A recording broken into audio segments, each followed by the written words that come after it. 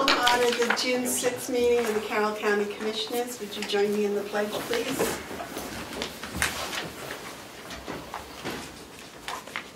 I pledge allegiance to the flag of the United States of America and to the republic for which it stands, one nation, under God, indivisible, with liberty and justice for all. Next week we can do it in sequence. We'll get echoes. The pledge is supposed to, everyone's supposed to be talking the same. I gotta take my Mr. Rogers sweater off. Before I get a chance to play Mr. Rogers. That's right. Okay, I read a motion for the minutes on May 30th. In a second? Just a second. I thought I saw something and I saw it in something else. Okay. Are there any errors or admissions? If not, yes, sir. I think we should change the wording in Clay and Ian Pearl leasing hayfields. The commission has discussed leasing hayfields with Clay and Ian. They said they'd be interested in leasing all of the fields or any combination that would work for the county. I think that gives the impression that we're going to lease the fields to them. I would think that the commissioners discussed leasing the hayfields with Clay and Ian Pearl of Tamworth, and leave it at that. Without their reply. Pardon me? Without their reply. Because they said they'd be interested. Oh. But they haven't seen, they haven't worked around it. It looks like we're going to lease it to them, and they hadn't even been out and looked at the fields. I don't know, whatever you guys want to put in it. It's very, very good point, Commissioner Babson. The they is not identified. So what we did is there was discussion, I think it should say, there was discussion on the possibility of leasing all the fields. And not identify a day, it was a they. We all talked about it. So I would propose an amendment to this, or correction. There was discussion regarding the possibility of leasing all the fields or any combination, because I think that's what the discussion was. My recollection of the discussion was we had them in here because that's their business, and we were just listening to all the possibilities that, we pay them so much a bale and they put it away, do they take the hay? It was, I think, to me, this, if I were reading it 2 years from now, I think that we discussed leasing the fields to them that day, and we didn't. We were just seeking information. You said something, Mark, along the line here very, very early on, I thought would have made it much more clear. We showed discussed the possibility of leasing the hayfields to Clay and Ian, or what about if you said we discussed with Clay and Ian various leasing options? That's basically what happened. I like that. Yeah, that sounded, yeah. Is that all right? Period. Just discussed with Clay and Ian various leasing options. Yeah. Yes, that covers it very nicely. Did you get that, Sarah? Sarah. Cheryl? Oh, Cheryl. Look at me with the call today. Whatever you want to call me. If you want us to get you if you a write it on the reservation minutes across the street? That you guys are signing, then I will correct it in the computer. All right. Commissioners That's discussed not a good idea, various leasing options with Clay and Ian. Period. Yeah.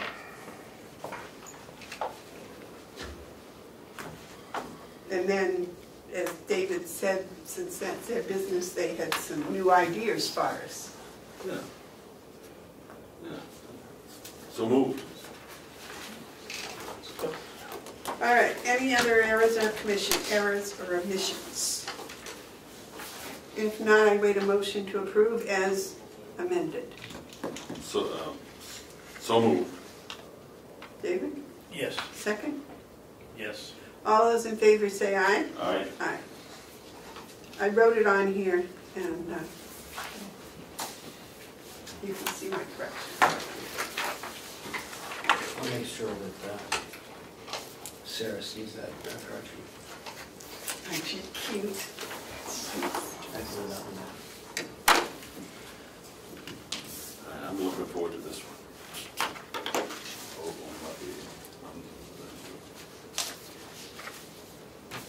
Would you like to sign that first?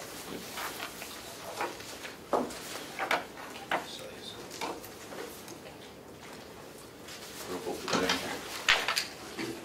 Nice. Okay, is there any public input?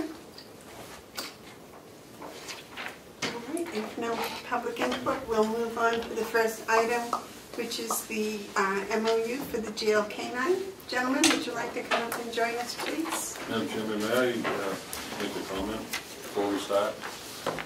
Is that a public input? No, it's about this. Before they start, I just wanted to say something. Oh, okay. I really appreciate having received this before today's meeting. I mean, it makes a big difference, and I'm looking forward to this discussion. I am hopeful that because of all the things we have to do, that we spend whatever time is necessary to work out any incidentals here. I want to make sure that everyone's on the same page and we have ourselves a good old MOU. I've got a few concerns here, so my hope, Madam Chairman, is that we go down through it paragraph at a time, each paragraph at a time, and then when we're done, go back and make sure that we get it the way we want it, because there isn't a connection in sections. So I'm here until we get it. My point, I guess. I don't want to come back next week. What I'd like to see, I'm just speaking myself, I'd like to see us work out all the details today, have this all brushed up, looking good, and brought back to us next week for a final vote. That's what I would call a successful day. Thank you. Sounds good. Okay, would you like to begin, sir? Would you like to start with why we're getting the dog before we get to MOU and I'll go into that again, or? Well, if you want to brief it again, sure. Sure. I think Sergeant Coles just presented some stuff today that he would just like to talk about. Sure. Of where we're at. And so, pretty much I see a huge rise in drugs in our community, and coming into our facility, we have a drug epidemic in our community that I don't feel like we're doing enough. Especially from the jail, we're seeing a lot of it. Excuse me, Sergeant, if I might. When you talk communities, I would like it if you would talk about the community that is the jail, differentiate between that and the greater Carroll County community. Okay. If you could do that, just for my understanding.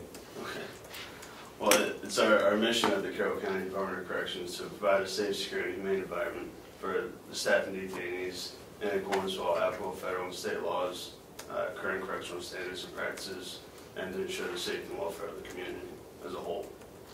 County community? That's correct, Carroll County. Okay, thank you. It is further than he's quoting our mission statement, which is, I just want you to know that Yeah. they all have to memorize it and live it. Go ahead. It's further the mission of the Carroll County Department of Corrections to offer an environment that promotes and fosters personal growth and models pro-social behavior. That's something that every officer has to memorize in order to get off probation there, and the superintendent makes sure that everybody memorizes it, and we really hold that dear. And with all the drugs that we're seeing, specifically at the jail, I think having a dog there would be a great deterrent for people, and also being able to detect those drugs. Because honestly, if we detect some drugs and maybe we'll only save one life, I think that's a success right there. You want to talk about your commitment, how long you've been there and stuff like that? So I've been at the jail for 6 years now. Before that, I was in the Marines for 4 years, and then I wanted to come back and serve my community. So I started there in 2012. I was promoted to corporal after a couple of years, and then a relatively recent training sergeant. I've been given various awards there. I was Rookie of the Year, Officer of the Year, Supervisor of the Year. I'm really vested in the Carroll County Jail, and I feel like this is really moving us in the direction that we need to go in. And I really saw this as the only way to get a dog in the facility, is if I take a leap of faith and we make a partnership together. So I think that was the best avenue to take, and hopefully it works. What is your leap of faith? Talk about that. What is your leap of faith? So using my GI Bill to attend, pay for the training itself and the K-9, and the leap of faith with the county is obviously providing the money to go there and physically get to the destination. So honestly, I really couldn't do it without the county's partnership with it. It wouldn't be possible, and hopefully together we can make our community a lot better. Okay, I just want to make sure that we understand. You are paying for your education. Correct. We are only paying for the transportation out and back of you and coming back, the dog. Correct. Which I personally think is just a tremendous donation on your part. So I won't interrupt anymore. Second that. I will third it. The thing that I like about what you're doing, Sergeant Corliss, is you call it a step of faith, and I call it a very demonstrable step of faith. It isn't just something that you decided to do, it's something that you built up through your own experience to do. And then you're going to go further. In other words, you're expanding what you can do as an individual in the county benefits by that. And so the commissioners are more than happy to assist you in that. We have, and we will continue to. I appreciate you coming today, because I think we can iron out whatever differences or problems that might exist here. I don't think there's anything paramount. It's more just wordsmithing at this point. But I want to thank you for taking these steps. I want to thank you for serving our country as you have and do. And I think we can work something out here. My concern here, as it pertains to business, is that the county's interest is only at the jail. In this one, I mean, we have interest, and we express it in other ways.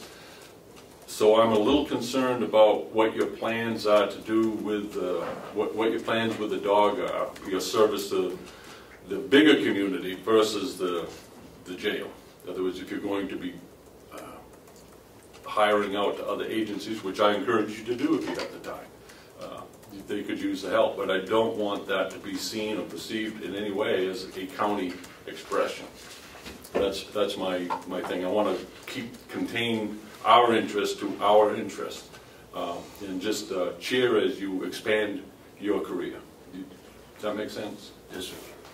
A couple things before we go on, and that's what the MOU talk about. We narrowed it, I think, quite well down in scope of here, which we'll talk about. But I wanted to give you an article out of the University of New Hampshire, which talks about, actually, the increase of children being taken out of homes for substance abuse. Like, this problem is not going away. It's increasing.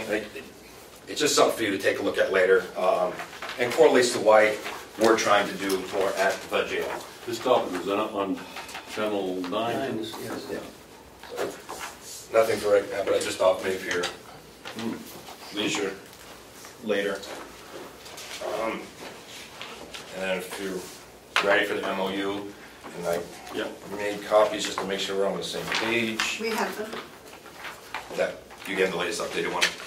Ken? What? You getting the latest updated Yes. one? Okay, thank you. We have highlights. Just go down through it sentence at a time. Sure. You had something to say? Well, Before no, we if we're gonna start? go down, sentence by sentence. Oh, okay. You want me to read this and go sentence by sentence, or how do I you? do. I'd like to have, you can start, yes, I would. That's fine, stop me anytime where you need to. That's all right, Madam Chairman, if we read through it and. I think that's what your intention was, wasn't it? To read each one? Sure. Okay. Letter of agreement between Carroll County Department of Corrections and Justin Corliss.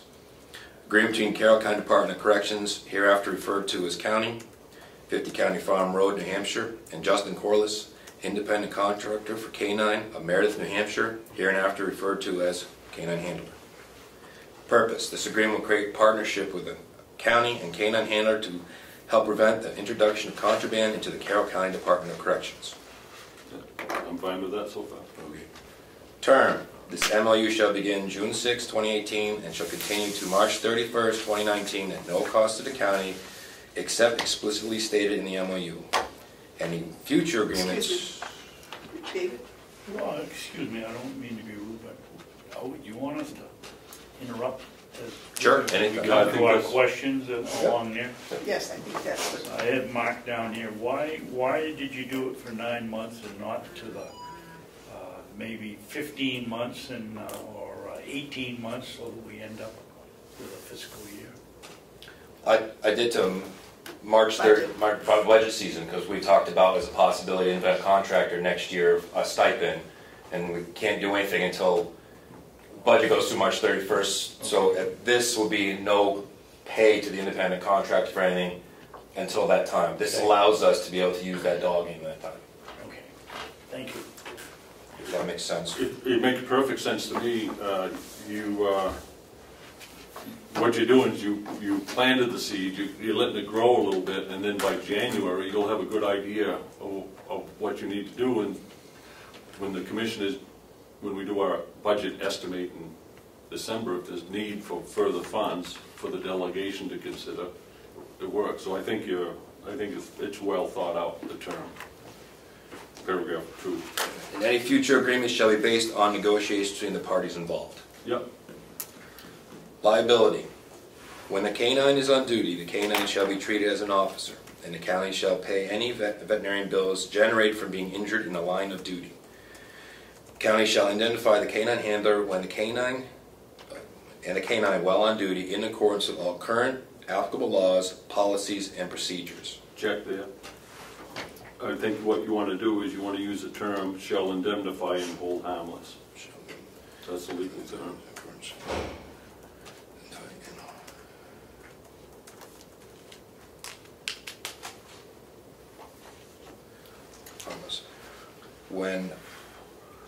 I'll keep going. Yeah. When off duty, the handler will be liable for his canine's actions, and the handler will not hold the county responsible for any actions or incidents that arise while off duty. And there you need to put the same word, indemnify and hold harmless. There to will not hold, you want to change that to will indemnify and hold harmless. Strike not hold, and put indemnify and not hold harmless, please.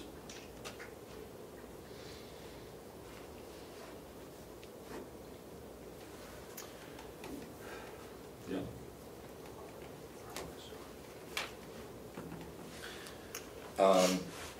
The canine officer and canine shall perform under the written policies, procedures, and guidelines of the county in this agreement. I need some explanation on. I don't even think I even need that line. Well, yeah, I'm kind of wondering, how do you hold a dog responsible? I mean, I can see making a contractual agreement with a human. Yep. I think this last line can be just stricken. I think so too. That's what I had on. Because I already put in the words, applicable laws, policies, procedures. Okay. So are we striking that last sentence? Yep. Okay. Roles and responsibilities. The primary role will be to support the department by promoting a safe and secure environment through contraband detection. The responsibilities will involve detecting narcotics, contraband tracking, searching for escapees, missing persons, routinely patrol facility buildings, grounds, respond to emergency situations, and properly deploy the K-9, and provide assistance to outside law enforcement agencies with approval from the superintendent or designee. Let's take a look with a minute with that. That's where we, the county, is expanding ourselves when we start talking and provide assistance outside law enforcement agencies. What does that mean? If the sheriff's department called over and said, we need help because an inmate's escaped, the dog is trained for escapees, while he's in the course of his duties, because the K-9 and the officer says in the course of their duties is covered. So, of course, their duties, one of the things that our officers can do is go after inmates that have escaped. It would only be the same things that an officer is allowed to do, the K-9 would be allowed to do under policy. Where did you, in the course of their duties, where's that word? K-9 duty, first line liability, the K-9 shall be treated as an officer. Yeah. And the county shall pay any veteran general bills from being injured in line of duty. Okay, but I'm talking, where is it in quote 4? Respond to emergency situations and deploy the K-9. I think improperly deploy the K-9.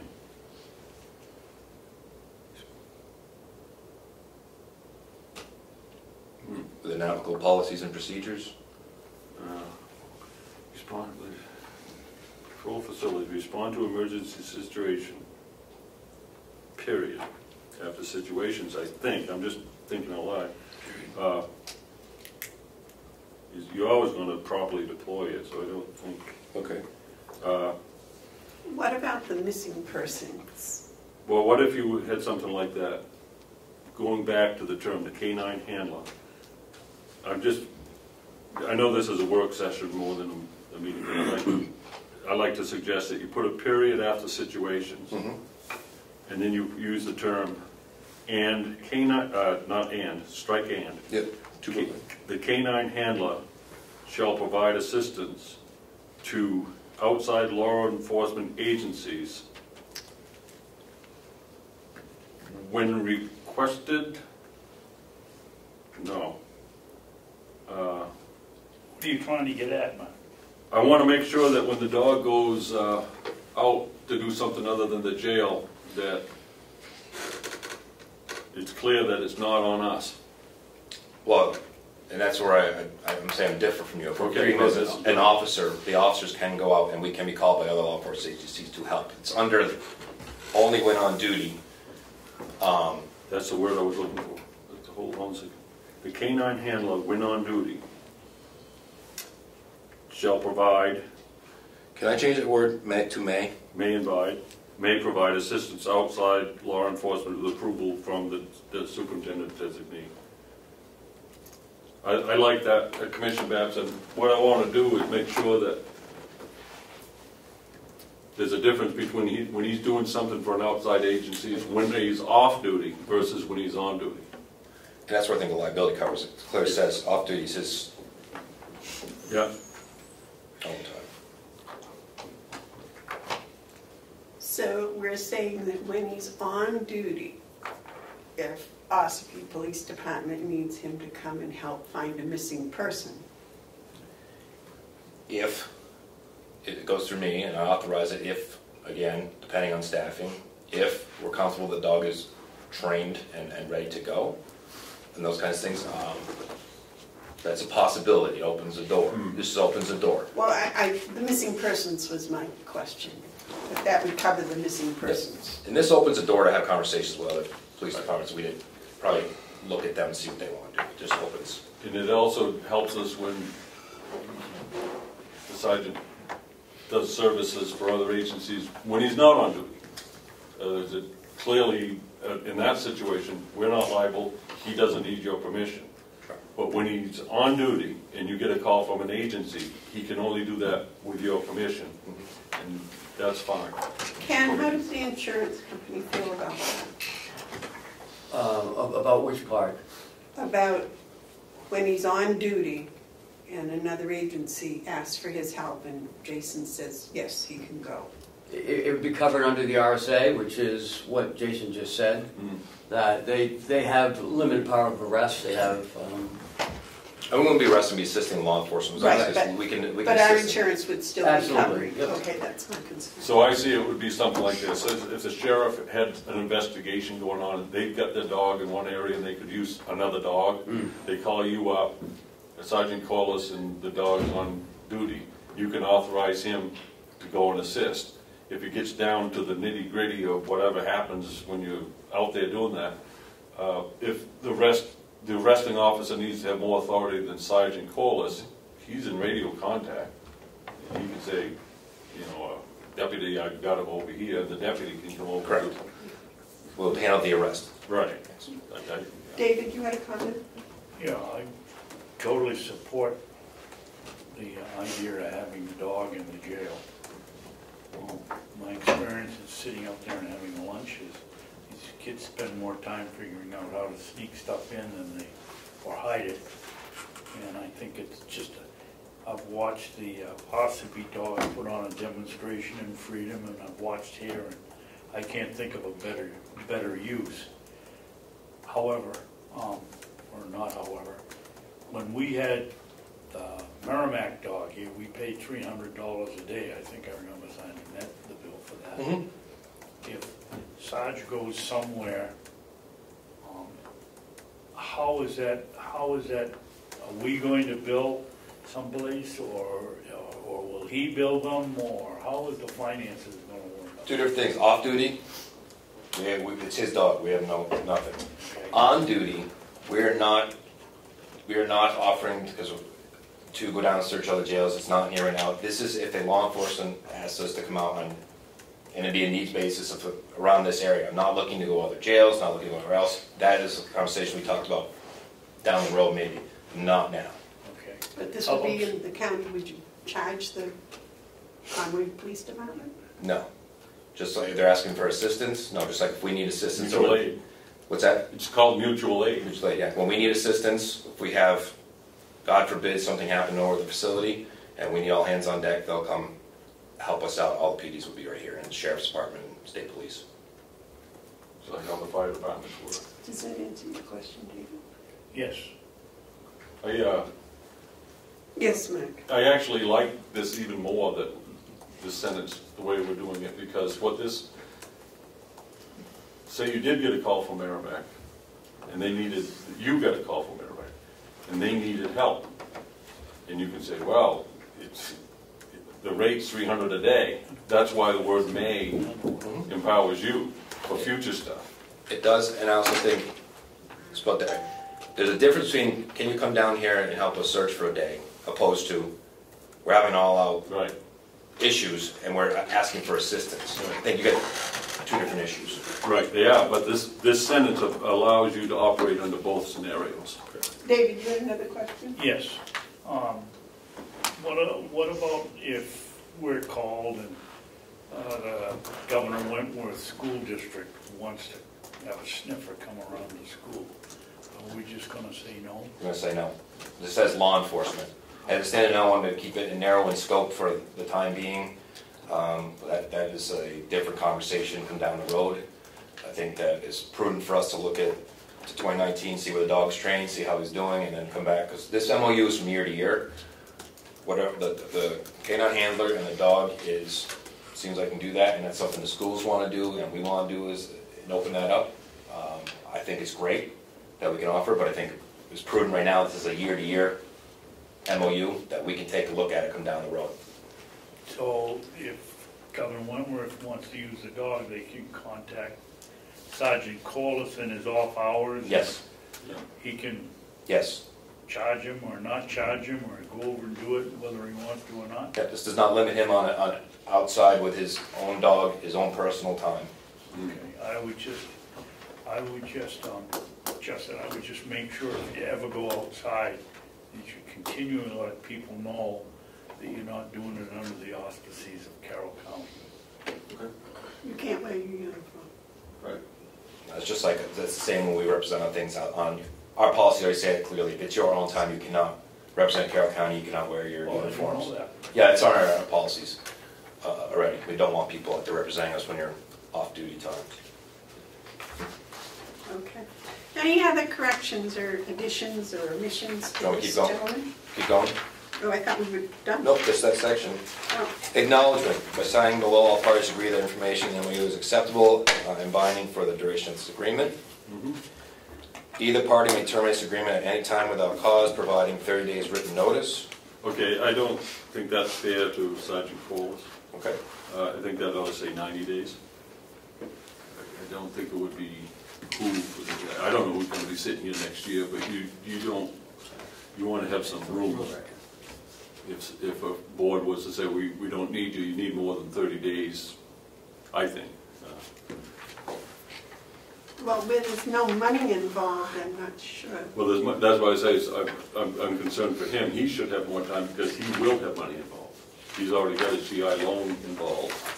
And, you know, if the commission is a future board says, yeah, we've had enough of this, Sergeant Corliss is kind of caught between a rock and a hard spot, because at some point we will all recognize the value of this beyond just, you know, $3,000 to send to Texas.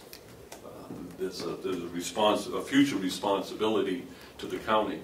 Sergeant Corliss started off. This is a relationship between the county and Sergeant Corliss, and I think in good faith we need to, in this section, change that to, if not 90, at least 60. I think 30 days is too hard on him. Great for us, but I couldn't, in good conscience, leave him that exposed. How do you feel about that? I appreciate that. I mean, and every additional notice that I could have would be beneficial, I feel. 60 or 90 would be your preference. I think we're getting an awful lot for nothing here. I'd make it 90. Well, that's what I was asking him, because he's the one giving us so much for so little, and I would like I would his appreciate input. 90 days. 90 days, all right. I have no problem with 90 days. No, I think 90 is great. Okay. And the last would be just everybody signing it. Now, does it need the full board to sign or just the chair? I'd be honored to have my signature on something as innovative as this. I would ask that Justin Corliss's title be Sergeant Justin Corliss. It's a title he owns, and I think it should be, underneath he should be identified as K-9 handler. Because I think that's what we're headed towards as far as his designation. Can you get out of the room with your ego today? Now, I have a question. Sure. Is Sergeant Corliss going to be asked to work extra hours? No. There's always a possibility.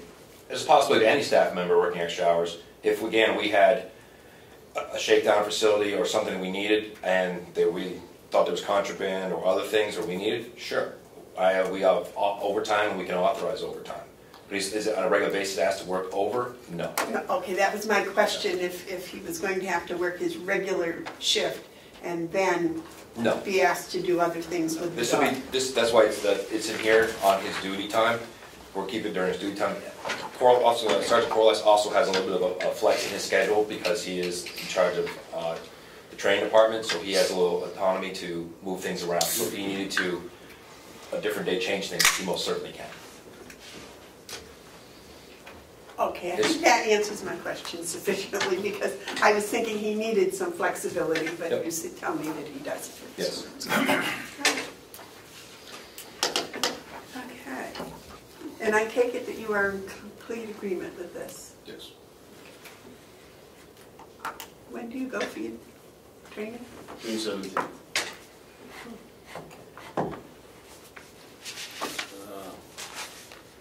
Yes, Mark. Got to add something, another section. We need to make something very clear, and that is the separation between the K-9 handler and the independent contractor. Even though they're the same, we need to have something in here that says it is understood the K-9 handler may offer his services to the public or other agents, law enforcement agencies. In that event, so do we have this covered? I want it understood that this is only for, the county's only on, duty. It says on duty On and, duty. and he's an independent contractor, and it says, okay, this is understood, the K-9 may offer services to the public and other agencies. And when doing so, he is off duty. but then are you creating an MOU for what he can do off duty? No, we're just saying it's understood that when he's off, when he's not, when he's offering a service to the public or to other agencies. Can't we just say we don't have a monopoly on the dog? No, I don't want anyone coming around, and I don't, that wasn't me. Well, that's what, okay, so, But what I don't want is some ambulance, Jason, we've seen all, come in and say, Sergeant, they're suing the county because Sergeant Colas works for the county, but he was over to Kingswood High School. You know, and they're just trying to reach for a deep pocket. I want to have protective language in here, that it is understood the K-9 handler may offer services to the public and other agencies, and when doing such, is off duty from the county. I would say because when off duty, the handler will be liable for his K-9's actions and indemnify and hold harmless the county. Under liability. Do you think it covers it enough there? Yeah, because the only time we can use the dog is when the K-9 is on duty in the beginning of the sentence, and it says here when off duty, the handler will be liable for his K-9's actions, and the handler will indemnify and hold harmless. Okay, so he could be held liable. You could be held liable, Right. off duty. So it should say solely liable. He can hold us. Solely, okay. Liable for his K-9's actions. His and his K-9's actions, both him and the K-9. K-9 might be doing good, and he might just have a bad spell. Might bite somebody. Yeah. He's over 21, so he is responsible for his own actions. It says he's responsible for the K-9's actions, so if the K-9's behaving, he's not. Yep. He's responsible for that. Yep. I mean, it sounds funny, but it's true. Nope, it's easy to put in there, it's easy to fix. David, any other additions, questions? Okay. You got anything else to add? No, I think it's fun. Okay. So if you could get that redone before the end of our meeting, we would sign it today. Yeah, my laptop over here. Yes. Yeah, I'll be going downstairs and have it done before, in a few minutes. If that would be all right with the gentleman? Yeah. Okay. That way, when Sergeant can prepare to go catches, knowing that he's got a signed contract. Madam Chairman, who Yes. has a cell phone that keeps going? I do, I am Well, why don't sorry. you shut it off? Well, because I'm not sure I know how to. Let me see. We'll be back in. Is this a smartphone? Yeah, but, you know, I think It's it's over here. No, there's nothing over there. It's all on this side, so it must be this one. It's power off. Oh, I can move it now. Like one of Ossakee's only about 12 miles that way if you're going to Citrus. See, like, watch this. Little switch on the side. You don't have that? I'll be back with this. Just shut it down. Sorry. You don't have the vibrator thing on? I probably do, but I'll shut it off and then if I get that phone, it's just, I'm expecting a phone call for a parts person. Madam Chairman? I need a part for my daylight. Yes. Could we, because I have the county attorney here, she has to be in court at 10 o'clock, could we go to her? I suppose so. Good morning, all. How are you? Oh, better than a dead man. So we're gonna have to, That, I'm not I guess that's sure, pretty good. is a good thing. Is that this one here? Well, wait a minute. Yes. We got down here. so Michaela's looking for a line item transfer.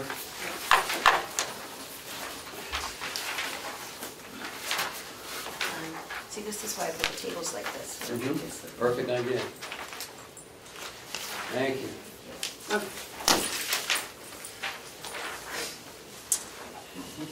So, when we put the budgets together, we're never sure what's going to happen throughout the year. And this is why we like to ask for a contingency line.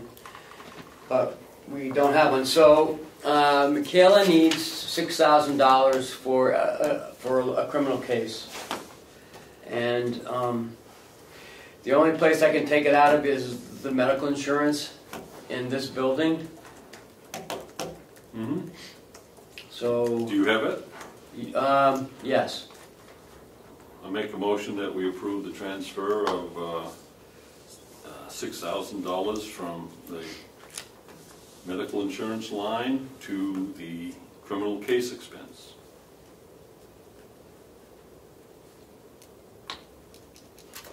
Okay, I'll second that. Any discussion, gentlemen? Yeah, I think the whole thing should be discussed. All right, David? Thank you. Can we do that in, Yep. in public? Yeah, we won't mention names, that's all. Okay. It's fine. Well, you can mention the defendant's name because it's public record, but How many, may I ask a question? Jim? Yes. Oh, go ahead. How many days do you anticipate this trial to last? well, we have it set for 5 days.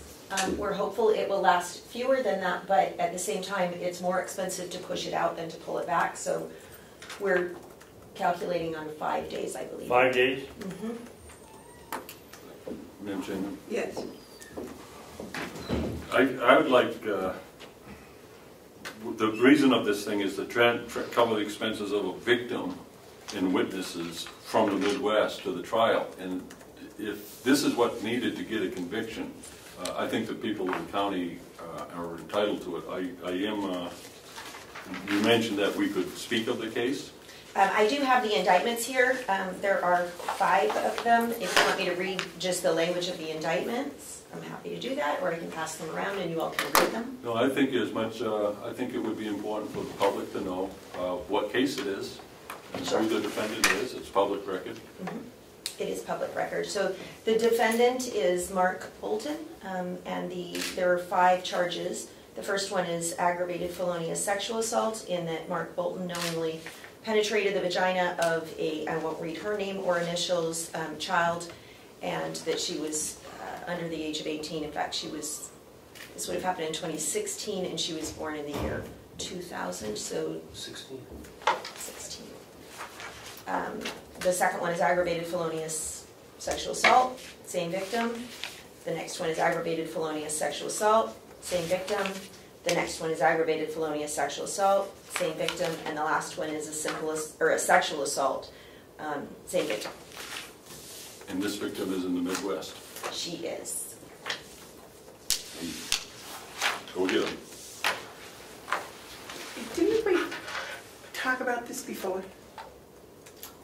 We may have in passing, but not here. Not We dollars, were- cents. No, we were actually talking about whether or not my office had it to transfer from item to item, but I don't see that we do. So I've spoken with the county administrator.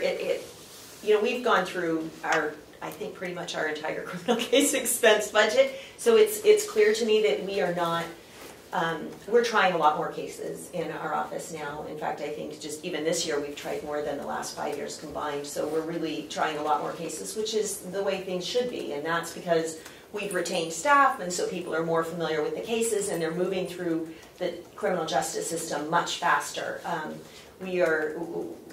We used to be prosecuting cases that were 5, 6, 7 years old, and now we're prosecuting cases that are 1 year old in the trial calendar. So we're really trying hard to push cases forward. It's clear that I'm going to need to reevaluate our criminal case expense for next year based upon the number of trials that we're doing. Rather than just dismissing cases or pleading them down to a misdemeanor, which I don't think is appropriate and I don't think serves the public, we're actually prosecuting them. If you commit an aggravated felonious sexual assault, unless we can reach an appropriate resolution, it should go to trial. All right. Yes, sir. I just want to state that it's important to note that about 18 months ago, everyone, including myself, was really committed to fighting crime in Carroll County. And that's what's been happening. And this is another example of what we're, thanks to the attorney, what we are now presenting to criminals is don't do it in Carroll County. You know, this is a tough place, and if we don't follow that up with the proper strategies, then those are empty words. This is putting money where our mouth is, and you know, I don't know guilt or innocent here. It's not about that. But what it's about is if there's a charge and it's being prosecuted, we're serious. Thank you for bringing this. No, you're welcome. We, you know, obviously under the law, we are required to make an offer in a case or explain why we haven't made an offer. So when a case gets to trial, there has been a negotiation. But, you know, we believe that somebody who commits an aggravated felonious sexual assault, if we have the evidence to prove it, we should be going an appropriate resolution or a trial. It's not, well, we'll just give you a misdemeanor, and that's just not going to happen on my watch. So I appreciate the support that we've gotten from the commission. I understand that it's expensive to prosecute, but that's what I'm tasked with doing, and that's, I think, what we all should be doing, because it's better for our taxpayers to protect their lives as opposed to their tax dollars, which we also should protect, but we should use them wisely, and I think that this is a wise use of tax dollars. So. Well, some things do not equate to money, no matter what, Right. in my opinion. Okay, gentlemen, the motion's been made and seconded. Is there any more discussion? Yeah, I wasn't finished when we Oh, started. okay. The rental car is $300. Is that a day, or is that for the total time that the person will be here? That's total. That's what we told them that so what we did is we looked at what it costs today if we booked it, and unfortunately what we had to do was do that extra $1,000 flight insurance, because if the court cancels this trial the week before and the family has put out the money and we have paid them back, that reimbursement goes back to the family, and we don't want that. So we need to have refundable tickets. We don't have any. We have control over what we do in our office, but we don't have control over what the court does. And sometimes scheduling means that a trial gets canceled at the last minute, and we want to make sure that if that happens, that the county can be reimbursed for the money that it has spent. Thank you. That was my question. Why flights? Why $3,000 for the flights? More than one person coming? Or? It's 5 people. 5 people. So we have the minor child, and then there are both of her parents are witnesses in the case. So we have one victim and 2 witnesses, and then those parents have 2 young children that we have to pay for because we don't know what else to. We can't tell them, well, figure it out, find somebody to watch them. That doesn't seem appropriate, and it's certainly not the victim's fault that she was victimized. So. We have streamlined it as best we can. We've gone with the state per diem and the lodging, which I'm hopeful that we can do it for less than this, but we wanted to ensure that we had enough to cover what we needed to do. Is that enough now that you've explained that there's 5 people coming? We checked, and there are flights that they can get for this amount. They're not flying first class, but I'm talking about the lodging. You have $91 per witness per trial day. That's the state rate. Okay. So we pulled that in. We think because it's a family, we can do less, and we're not counting that $91 is not for the young children that are not witnesses. Well, it's for the lodging. We're only doing for the 3 people, the 2 witnesses and the victim. The 2 minor children, we're not counting them in the lodging because they're not. The only place that they're factoring in is in the flights. But the lodging, we figured they can stay with their parents, so they're not witnesses in the case, so we're not required to pay the lodging on that. But we think we can make it work for this. And the way that we ordinarily do it is we do reimbursements, but we tell them this is the maximum amount that we will reimburse. So if they choose to spend more than that, that's their right. But okay, Mark?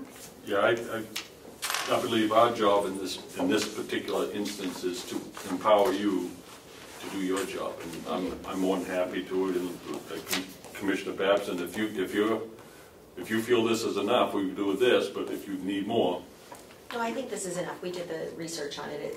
It seems enough.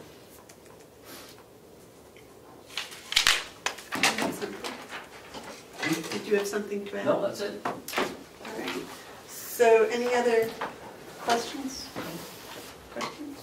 Okay, the motion's been made and seconded to move $6,000 from the medical insurance line to the criminal case expense. All those in favor say aye. Aye. Aye. And I will sign.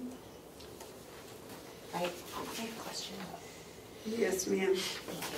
So, because I've never done this before, so is this the end of the process, or does this mean that it goes to the delegation now? I just wanted to know what the process was. It goes to the transfer committee, which Okay. meets at the next delegation meeting, which will be soon. All right. When's the trial? It is the end of July. So That's why I want to do it now. Right, I Yeah. was, It should be okay before then. I told them that they probably shouldn't book any of this until 30 days before the trial. It is less money, obviously, as all of us know, the more in advance you book your flights, the cheaper it is, so, but I just wanted to know the process. So I will keep in contact with the county administrator and get the final word on that. Yes, sir. Hillary, we're paying for flight insurance. Why wouldn't you have them make the reservations right now? Because we don't have the money approved yet, so I can't guarantee that we're going to be able to pay them back. So I want to wait Well, until the what's the delegation. flight insurance for? Doesn't that pay them back if we get? no, that's if we cancel. But I don't even have the money for the flight insurance right now, so I have to wait until I know that the money is in our okay. budget. Yep, So I okay. don't want to spend any money that hasn't been appropriated. I got a question. Yes. What happens if we do all this, you get the people here, and you had said the day before they could cancel, the schedule could change it? I mean, Well, it wouldn't be the day before generally, but things have happened. I mean, we just had a trial this week where the defense attorney had a family emergency and left the night before the trial. So, I mean, things happen. I don't anticipate anything happening, obviously, or we wouldn't be booking the flights or getting ready to book the flights. But things can happen. The court can have an emergency case that comes up where somebody is held in custody, and there are federal regulations too about interstate agreement on detainers. If something comes up and we have to try a different case first, another case would take priority. Will the court hold, keep in consideration the county just spending this type of money, so that if it comes down to which case is going to get bumped, this one might have a... Yes, and we have asked for a date certain on this. This is not scheduled as the fourth in line, so this is supposed to be scheduled as the first in line. I just always would prefer to have the flight insurance because we never know what's going to happen, and we want to ensure that the county gets the money back rather than the family, that if it's the county's money. So we want to make sure that we're getting our money back if that happens. I don't anticipate that would happen, but it seems to me that given the amount of money, it's worth spending the extra to ensure that our money is safe. Great. Okay. Thank you. Damon, do you have a question for us or Yeah, for well, the county attorney? It was related to both. I hate suggesting this because I don't like to see taxes increase, but I do know that the delegation was looking for a supplemental budget meeting because of the sheriff's contract. Aren't they going to do a supplemental? I haven't We heard of did, that. yes, we did. We did ask, but it was specific to the contract. I don't know if at that time if they would entertain anything else, but we have asked for a supplemental budget for the, I think $65,000 for the sheriff's contract. But we haven't asked for anything else. It just seems a little concerning that you have to take it from a random place like insurance because you don't have the money elsewhere, and there's no, like Ken said, there's no contingency, and we don't know how many witnesses she's going to need to pull for the next 6 months. So it just seemed like if you're going to go for a supplemental budget anyway, why not throw a few, some money in that line item so you can get your witnesses. If you're keen on getting witnesses, I think you'd want to budget for it. Nice suggestion. And I hate saying that because I don't want to cost the taxpayers anything, but it just seems kind of concerning if you might run out of money and you might need some witnesses. We'll deal with it. A lot of what we do is, you know those magic shows where the guy has a bunch of sticks and he's got plates and he has to keep them all swirling? That's what we do. And I would be back if I needed one. Thank you. Thank you. Good. Do well in court today. Thank you. Okay, we go back to the annual report. Okay, I read what the thing you put in, and I had a question about the money, but I gather you've taken care of that. Well, I will say before this goes out, the numbers, the money part of it will be confirmed to the best of our ability. So we're going to check it again. Right. We're comfortable. I spoke with Joe. Ken's been involved. We're going to check one more time with Kathy Armstrong to make sure, because we don't want to have in the report something that's not right. Right. Okay. There were a couple of positive things that I thought that happened this past year that we might want to mention. One of them is that I believe that the rate of filled beds at the nursing home has been up 99% or something, isn't it, Ken? Filled beds? The rate. The nursing home beds. It's probably in, I'm guessing it would be in Howie's report. Yep.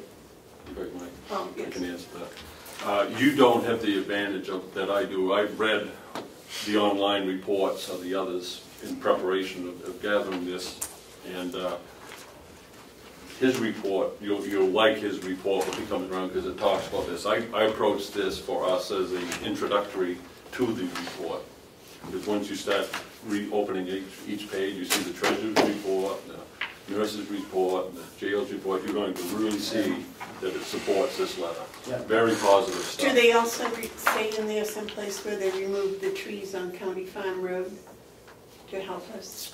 I know, I can't remember, that was The Public state- Works Department. The Public Works Department did, and I think we took the wood, right? I can't remember what's in Will's report off the top of my head, but it was. Yeah, you're just focusing on the commissioners. You're not focusing on the DPW, the county attorney's report. They all do their own report by statute. It's in the RSA that she has to report how many cases she's done. Jason has to report by statute how many people have come into the jail, how many people have been released, for what crime, blah, blah, blah. So all these statistics are being followed by the department heads. And you probably wouldn't want to, copy what they've written, because it's just mostly from the commissioner's viewpoint. David? Did you pick up my marked up copy by any chance? I didn't.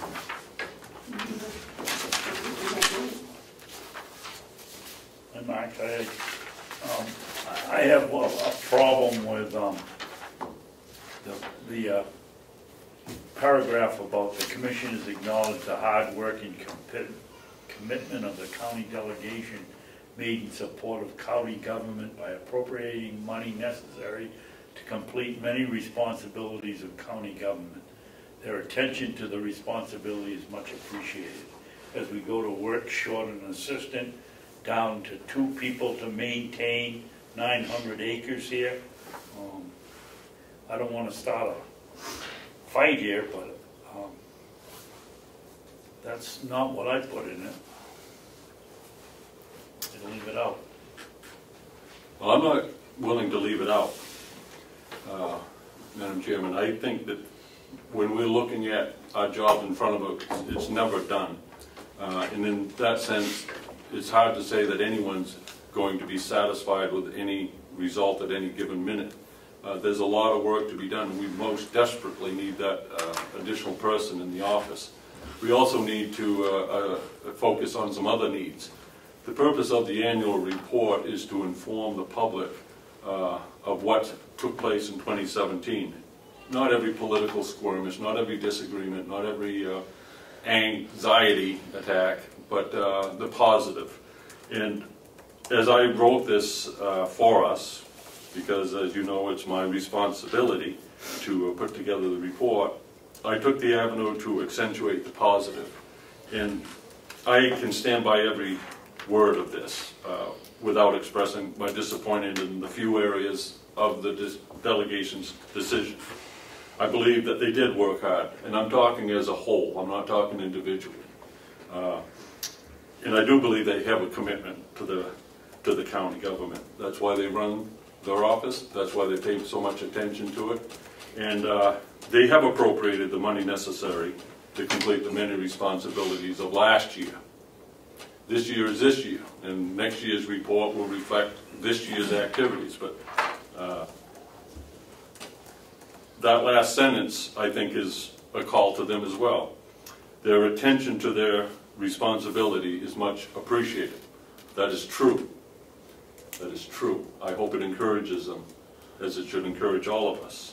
So the tone that I took as I wrote this for us is one of accentuate the positive, and to be upbeat, and to look hopefully to the future. Chris.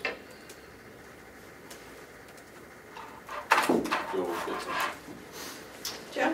Yes, if I may, I just had a quick question. I think this is well written. I'm just concerned about the fact that we're talking about fund balance in a couple of places. And under Gatsby, that's the accounting terminology, if you will, one could read this and make a determination that we have an account with some $4 million in it. And that is not the case, per se. So I'm wondering, and again, I'm not trying to rewrite it, but I'm just wondering if we, perhaps will we say, in addition to reducing taxes, our healthy fund balance reduces the county's. I'm wondering if we should change that to something along the lines of, in addition to reducing taxes, our improved financial condition. I like that. Thank you. I think I struggled over that. Were the 2017 taxes reduced? Yeah. Yes. First time in 12 years. Not 2017. They will be. 16 they were level. They didn't move. So yeah. And this is 2018. The 2018 taxes will be reduced. 17 was. If you look at 17 compared to 16, which I do. I mean, you've got to go to each town individually. For example, Conway. The county tax was reduced. County tax, let me finish please. County tax in Conway was in 2004 was 78 cents a thousand. The county tax increased 10% every year for 12 years straight, and in 2016 taxes, they were $1.48. It doubled in 12 years. Last year was the first time in that period of time where the tax rate did not increase. Next year, this coming tax, based on 2017, when they get the tax, when it all works out, that tax rate will go down. A lot of that because instead of asking the taxpayers for 17 million to run the county, we're asking for 16. That's going to cause a reduction in the tax rate. But not in 2017. Yes. Yes. It wasn't as pronounced. But it wasn't as pronounced. It was a slight reduction in 2017. He is correct. And he does state in here in the form of 2018 tax relief. Right. So yes, it was reduced by, I think it was $120,000 in 17 from 16. But we can't talk about 18. Sure we can. Talk about... Because this is 2017's report, right? Right. Well, I'm not going to argue. But let me also ask you again, Joe, what was that language you said after reducing taxes? Improved financial condition. Financial condition. One voice. I can only do one voice. What do we want to put in there for a word? Or improving financial condition, whichever you prefer. In addition to reducing taxes. Our improving financial condition. I like that. Improving. Financial condition.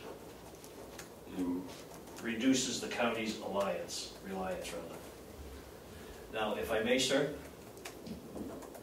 Go ahead, Ken. The other question that I have is, we're talking about the county's line of credit and our tax anticipation, the TANs. Yeah. And actually, they're both one and the same. No. You told me one time you can get a TAN's note or you can get a... Yeah, we use the line of credit as our TAN. So I just want to be clear about how. Okay, so, so this is good, because I'm learning. When you say line of credit, you're still talking about TANs, you're just talking about another method. TAN is the mechanism that Yeah. we're able to take it from. The way we do the system or the mechanics of it is it's a line of credit. So county's reliance on TANs would do it? That would do it. Mark, do you by any chance off the top of your head know what the Conway tax rate was in 2017? 2016, we said 148. And Ken said it went down slightly. I think it stayed level. I don't know, right off, it didn't go up any, I think it might have gone down, I'd have to reconfirm that. Ken? If you look at 120,000 spread out in Munson County, you're not gonna see much of a reduction in the Basically tax. level. That's what I was trying to say.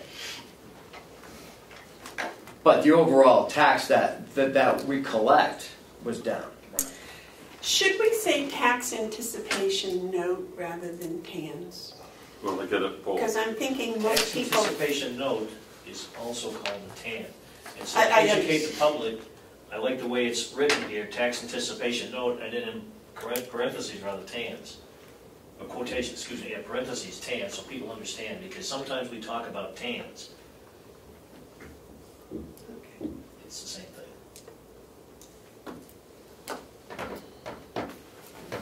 That's an interesting comment, Joe.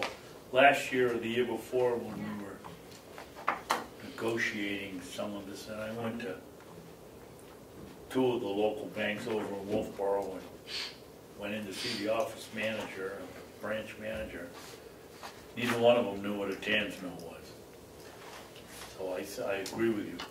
Having it written out as a TAN's anticipation, a tax anticipation note, and then TANs might help educate the public. What was interesting this year, when we did the tax anticipation notes, was we talked to, I think it was either 4 or 5 different banks, and there was not a lot of interest in doing that. Line of banks doing credit. that. It's not as profitable business for us as it used to be. Isn't that a shame? Yeah. And then there's also RANs. That's revenue anticipation notes. That's correct, yeah. Um, Which we haven't done. We can't. Be nervous about that. Well, yeah.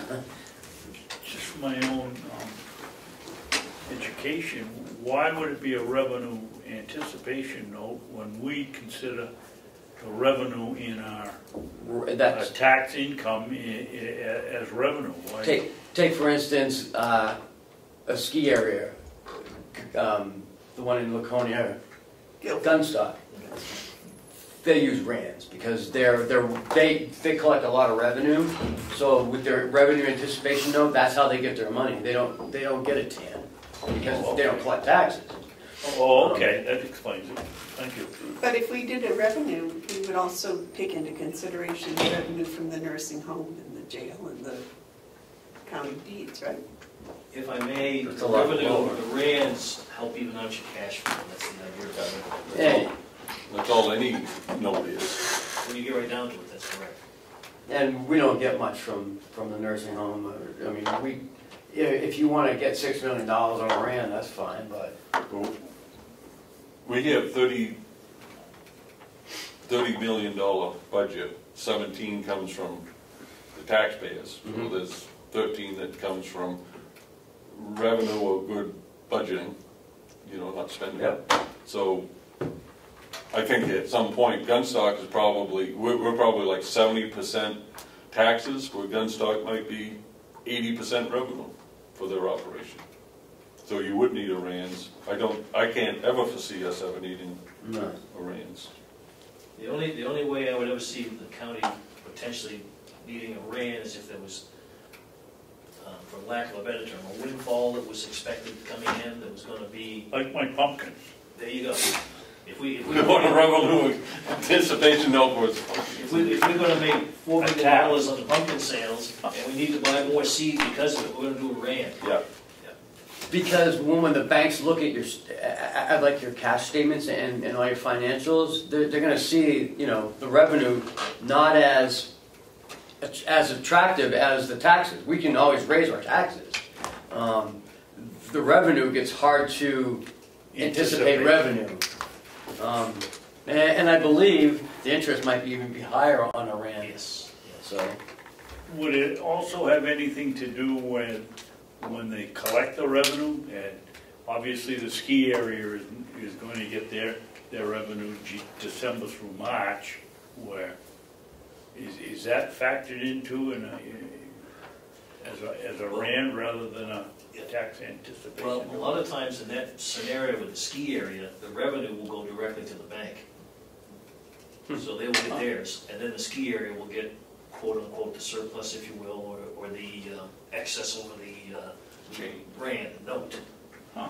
Now, as far as the taxable portion of it, you know, we're entitled to use a tax anticipation note, if you will, because when the banks or the financial institutions lend that money to us, they don't have to pay income tax on it.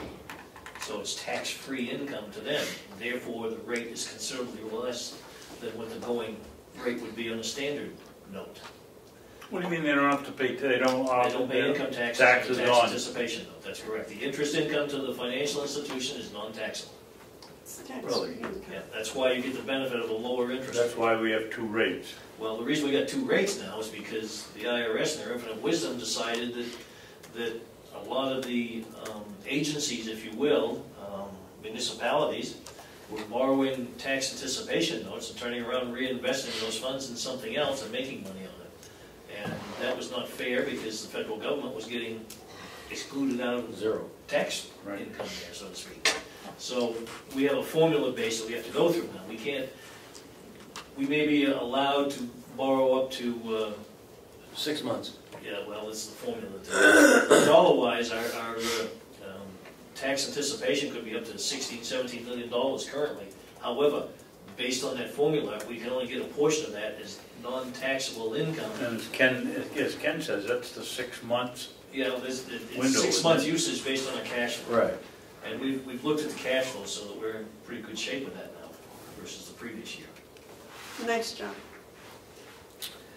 Okay, Thank you. can we go on now with this discussion? Okay, also, I think one of the things that we did that was positive, that wouldn't be in anyone else's report except maybe Ken's, is we have the future business leaders here from Conway. Oh, yeah, I didn't put that in mind. And also, the commissioners formed a county lands committee last year to study the feasibility, RFP for the feasibility.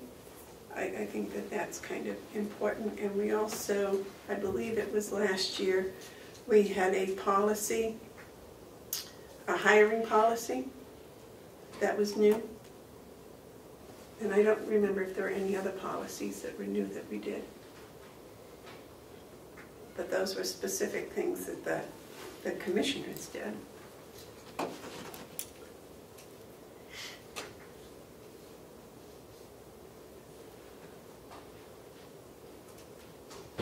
don't know, it's up to you two gentlemen whether you think those are noteworthy in the report or not.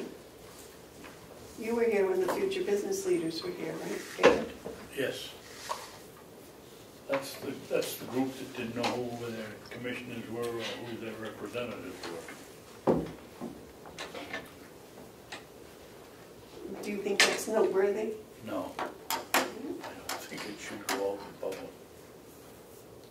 That they were here? Oh, they were here and we had some nice discussions, but Well, we hosted them for a day, didn't we? Mhm.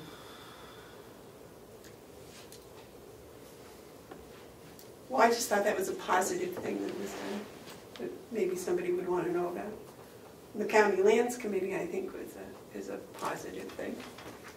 I don't know if they had a report or not. I didn't see one. Who's the chair of that? Steve Knox. Yes. I don't know if he was invited to put one in. We could ask them to do a report. That might not be a bad idea. To have them do a report. Since Mr. Drew's comments were based on the lack of communication, I would think it would be a good idea to have the Lands Committee have a report. Why, since it's my responsibility as clerk to compile this, why don't I send a message to Chairman Knox asking him to give us a report to be added For 2017. for 2017? And you can perhaps help him with that so that you get the points you want covered. I can't argue that the things that you rise up are positive things, but my understanding of a report is that every department will do theirs, commissioners will do ours, and point to the other departments, give them credit where credit's due. So I agree with you with the committee, Steve Knox, adding a report, but I don't agree with you as far as mentioning the other things such as leadership council.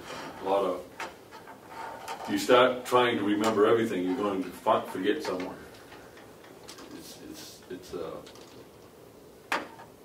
There's no denying that it was a good thing, but I don't believe it needs to be mentioned.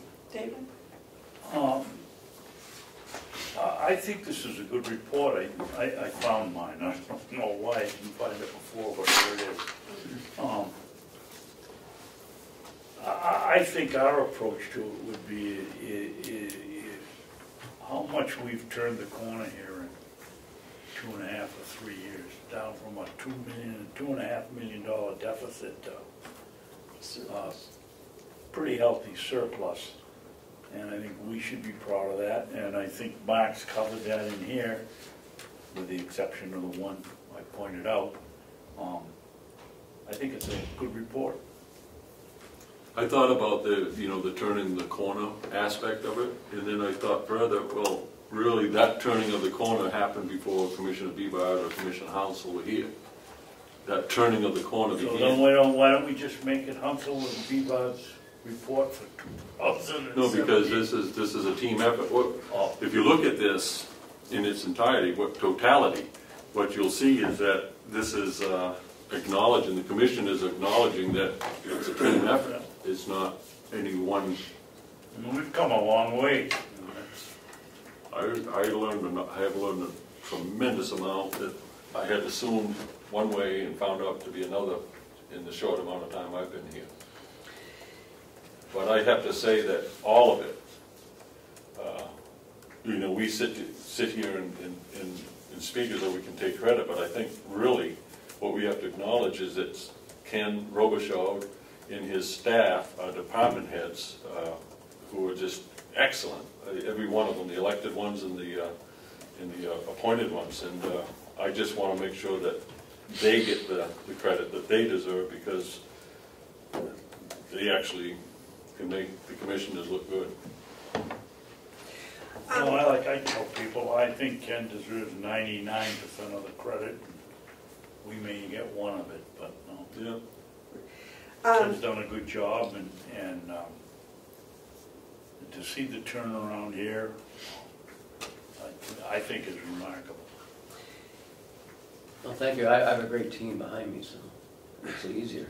Well, you got a better team above you, so that's good, right? On the agenda I today? do have a good team. I'm sorry? Is your contract on the agenda today? It is. I have a suggestion. David did not like the 4th paragraph. What if after the last paragraph or before the last paragraph we said something like, we want to express again our thanks to our county administrator, the department heads, the employees, the delegation, and elected officials. And just leave it at that. I wouldn't, that's piling it on too much. The fifth paragraph is really, I think, the third paragraph and the fifth paragraph, I think, are the main points.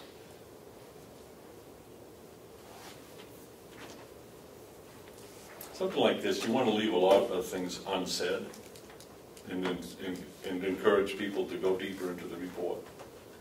Well, expressing thanks, We did. but not putting in paragraph 4. That's when you objected to, right? Paragraph 4. I'm not going to agree to it if that comes out. This is a team effort, and it even, maybe because I grew up in a big family, and you get mad at one member of the family, but he's still a member of the family. The delegation, the commissioners, I think the nature of it is that we're at odds. I think it's supposed to be part and parcel of checks and balances, and so there's always a feeling that you're not together, but we are together. We together operate and run the county services, and I think it would be disrespectful, and I think it would be damaging not to acknowledge the delegation's role. Yeah. You don't think thanking them for their cooperation is acknowledgement? No, I think they get thanked by the paycheck that they get. How about the commissioners acknowledge the delegation's support of county government by appropriating money necessary to manage the everyday responsibilities of county government. I mean, there's some members of the delegation that have really worked with us, and there's some of them that haven't. That's a fact. Yeah, well, we do acknowledge the hard work. We're not acknowledging the slackers. That's why the theme is to accentuate the positive. We can, you could write it to be more accurate. To Commissioner Babson's point, it's commission is acknowledge the hard work of some and the slacking work of others. That's politicizing it, and that's really. I don't want to do that. I'm just. I think we should acknowledge hard work and commitment. It's there. You acknowledge it because it's there, and I can think of the majority of the delegations are hard workers and committed members, and that's what I want to draw attention to. It always seems as though that the negative, I don't know if you notice that the bad apple gets the attention, the negative gets the attention, and positive sits back. This is the time to say, we appreciate the hard work and commitment, and we acknowledge that it's there. We don't have to acknowledge the things that are negative. That's for the newspaper and the columnists and the politicians to do. I think this is just a report to the people on their government, and the people have a right to know that there's hard work and dedicated, committed delegation members at work.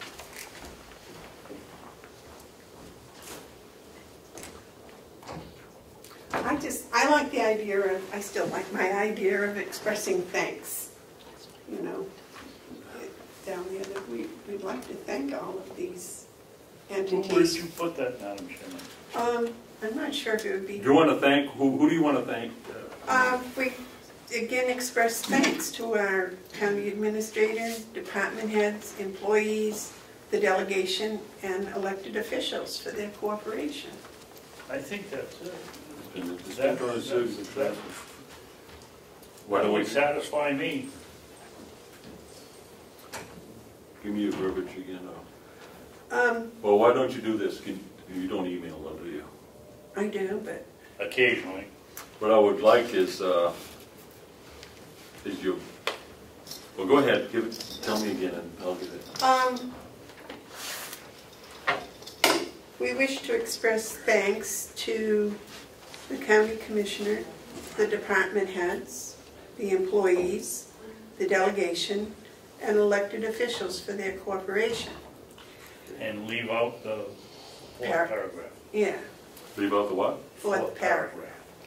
1, 2, 3, no, I'm not leaving out that fourth paragraph. If you want to add another one, that's different, and replacing that fourth one, no, I'm not going to do that. I thank the delegation, I do acknowledge their hard work and commitment, and if my name is going to be on this, that's going to be in there. And if it's not, then we'll have a stalemate, a 2-to-1 vote on the report.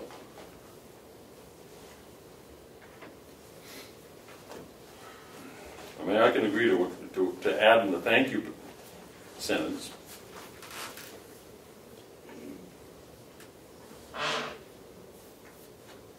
So anyways, there's my draft. There's no motion on the field, on the thing.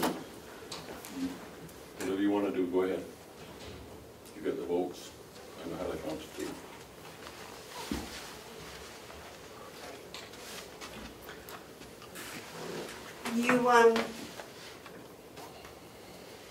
You want to think about it for a week and maybe find some other verbiage that might be agreeable? Yep.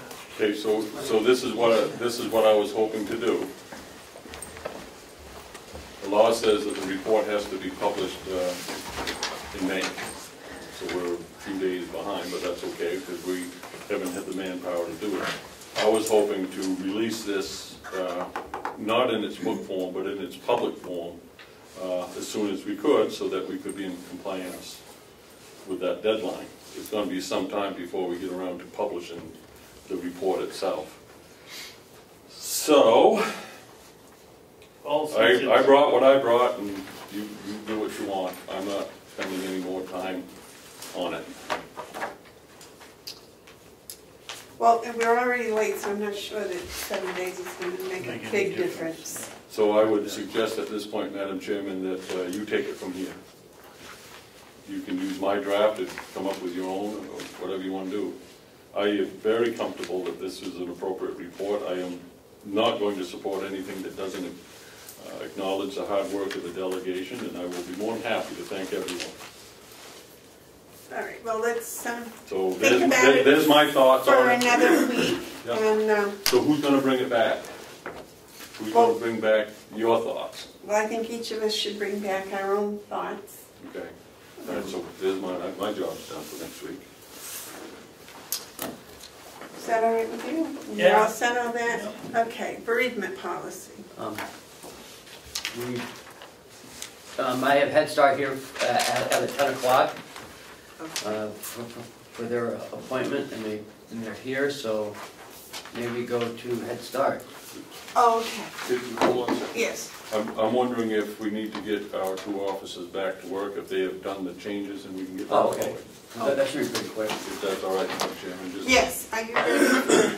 Yeah. Did you bring copies for each of us? I did. I brought 2 copies to be signed, one for him, and one for the delegation, and myself and him have already signed those 2 copies that are signed. I trust it for There's an extra copy, and then they signed. This is what gets signed. This is what gets read. Yeah, there's 2 of them to be signed. That way, Yeah. Sergeant Close can have one, and the county can have one. Just get my good side.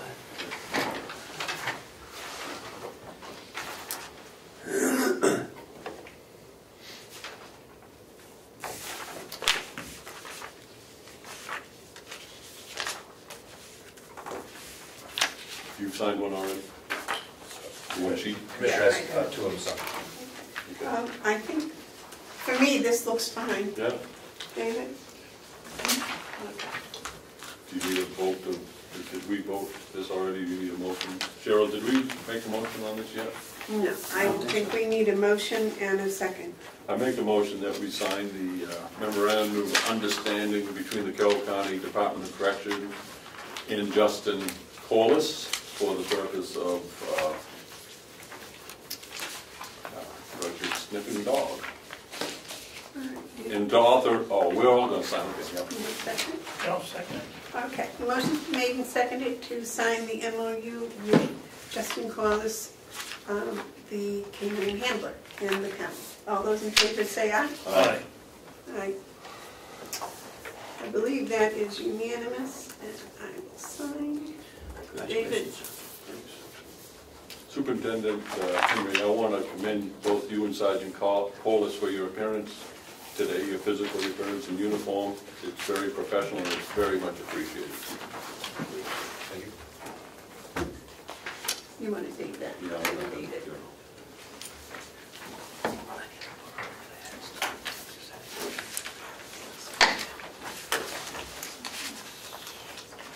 You chosen the dog yet, Justin? Not yet, sir. Well, no, What do they get do? Pick it up for you and give you the choice of 3 or 4 while you're down there? Usually it starts with 30 dogs, and they usually whittle them down to about 23. And then I'm not sure how many other officers are attending, but pretty much will go off which one will fall with the best and who did the best as soon as And one goes we're to at. Cameron. I'll do both. So when you get down there on the 16th, if You you wanna want do to one? you officers from all over the country. Yes, sir. You'll know the dog when you meet him. Good luck. You'll make that bond. Are they Thank both you. male and female? Yes. Female sniffs wallets to walk. Thank you. Thank you. Good luck. I will ignore that sexist comment. All right. The next up is the Head Start. Ladies, would you please come up and join us? Good morning. Good morning. And for the record, would you please state your names and your positions? Karen Thomas, Assistant Director for Tri-County Head Start. And Nancy Martin, Site Supervisor for the Ossipee site. Very nice. So as you, Welcome, Karen and Nancy. Yes. so as you remember, they were here about 6 weeks ago, was it? Or 4 weeks ago? A while. Yeah, and so they've been doing a lot of investigation on the building. They have a proposal in front of you. Like this one right here. Just make Yes, them on That's the same one. document. Yep. All right. Did everybody get a copy? Did everybody Yes, got one? yes. Okay.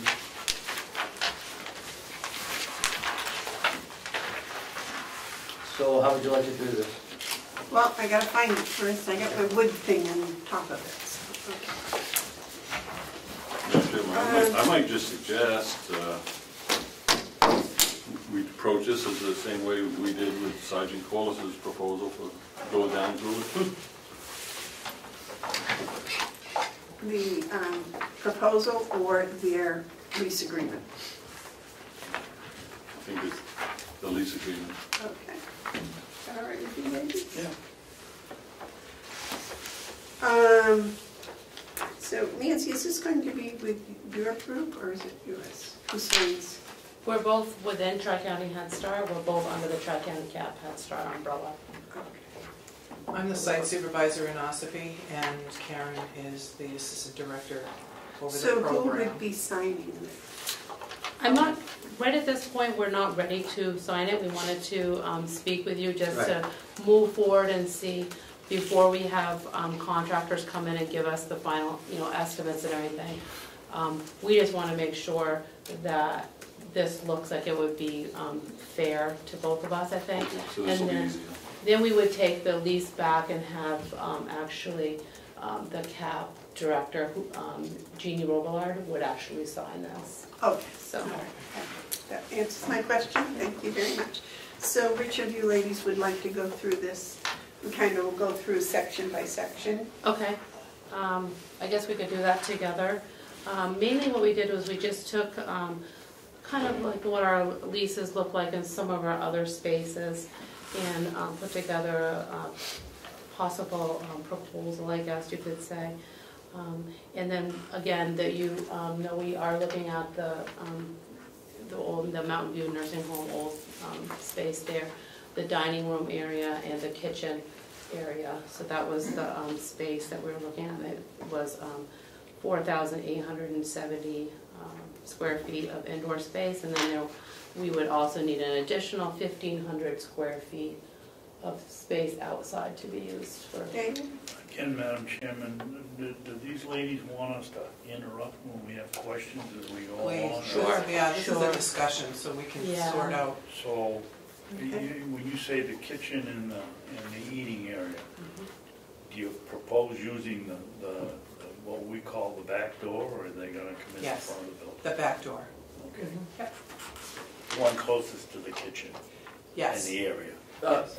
Yeah, because we're gonna block off the other Okay. access into the main building. Oh. There'll be a door there, but they just won't be able to use that door. Okay. Yep, that door will be locked. Right. So now we know what we're talking about. Okay.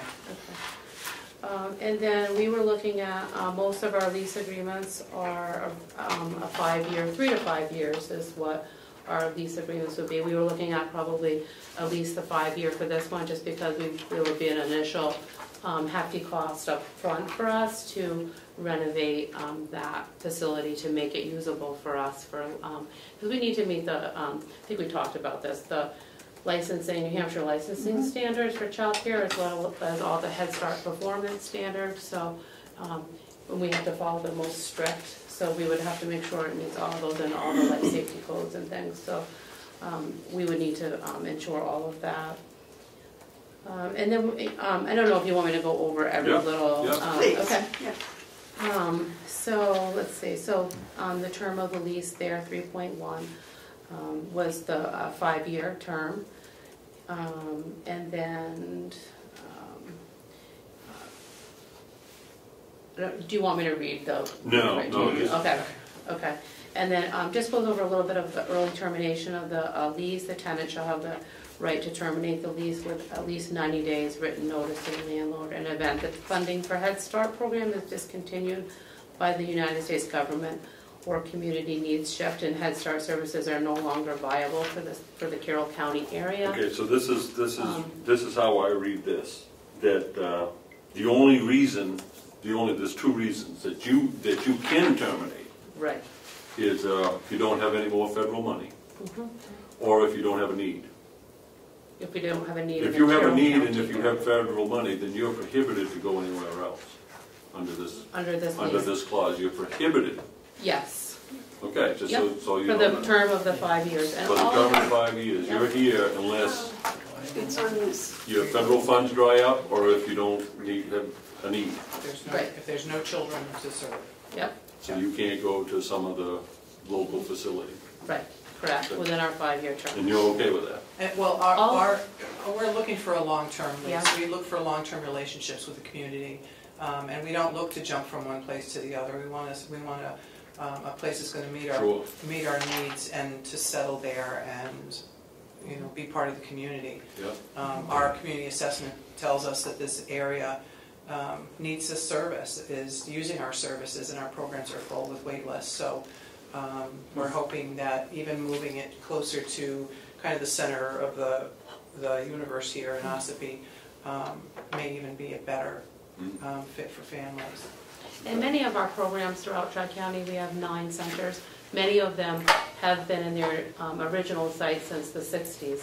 So in Ossipee area, we have had a very difficult time staying in one center, mainly not really the community characteristics, I guess, or demographics, mainly just facility issues or things like that. So we would really like to find some place that could be a long-term, and really, and you can speak more to this probably as well, but for this area, we haven't had any enrollment issues for Ossipee. We've always, actually this year, they've been over-enrolled, so don't foresee that. And Ossipee, even though we've moved facilities, I know of 2 anyway, Head Start has been in the Ossipee area for a very long time. I don't know how many years, but yeah, before me, and I've been there for 22 right. years. So the program itself is standard. Yeah.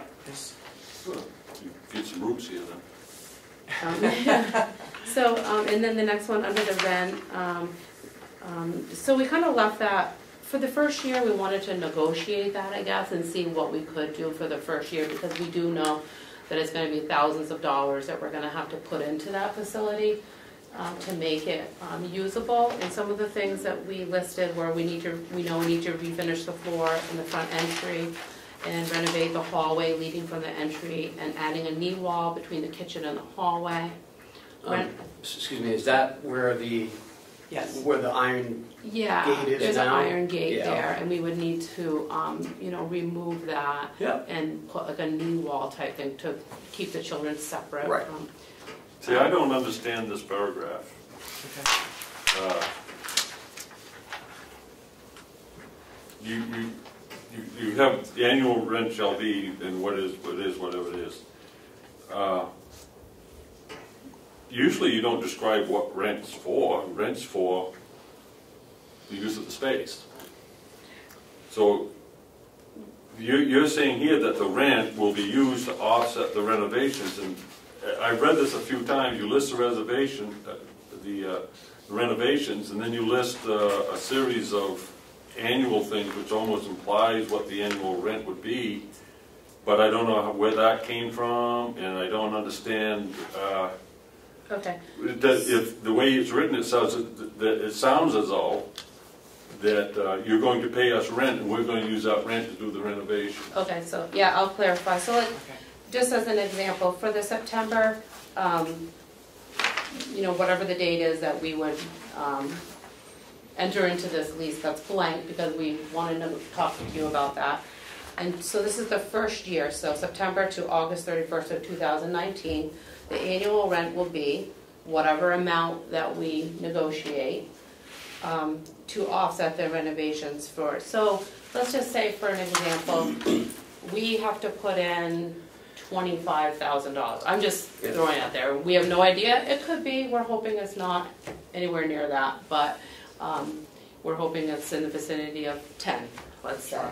So say we have to put in a big chunk of money, and then you say, okay, for the first year, we're going to give you a reduction in that first year's rent, and we're going to then we're paying for your renovations. If we give you a reduction off the rent so that you can renovate, we're paying for the renovation. Right. So what you should have right here, the tenant will pay the landlord the annual rate of, to put an amount. That's our money. When you pay us the rent, that's ours. We'll decide what we want to do with that. I don't think you need anything else that follows out under that paragraph. Okay. I mean, it's good information, but it really doesn't have to be in a contract that you're going to add a children's-sized bathroom and sink. Right. I think the explanation was just that we'll add some improvements to the property. I wouldn't do that in the contract. I would because then you're obliged to have to do those. If you have this in the contract that you're going to add a children's-sized bathroom and sink, you're going to add a children's-sized bathroom and sink. You have, because you agreed to it. We will. Yeah, we are. So don't put it in there, because you know, you don't want to tie your hands where you need that. You want a space, and that's all we're interested in, the space. We're not interested in paying the cost of what you have to do. That's on the feds. Okay. So my other question is, we apparently are renting you 4,870 square feet of indoor space. What is this 2,870 square feet of in-kind contribution? okay, so this is where I guess this is the negotiation part, and where we wanted to talk to you, because Head Start is a community program, and most of our sites, we're federal, we do receive federal dollars, but 80% of Head Start funding is federal dollars, and the other 20% we have to get through contributions through our community. So most of our sites, we pay either a very reduced rate for our facilities, our leases.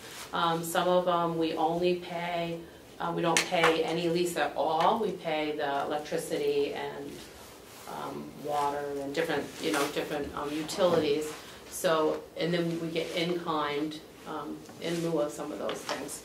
So we always try to enter into an agreement where we pay maybe a portion of the rent, or somehow we're getting an in-kind contribution, a donation back to us, so that we can count that as our 20% in-kind, non-federal share. So this is what we need to do. We got to plug what you want to do, which is fine, with the process.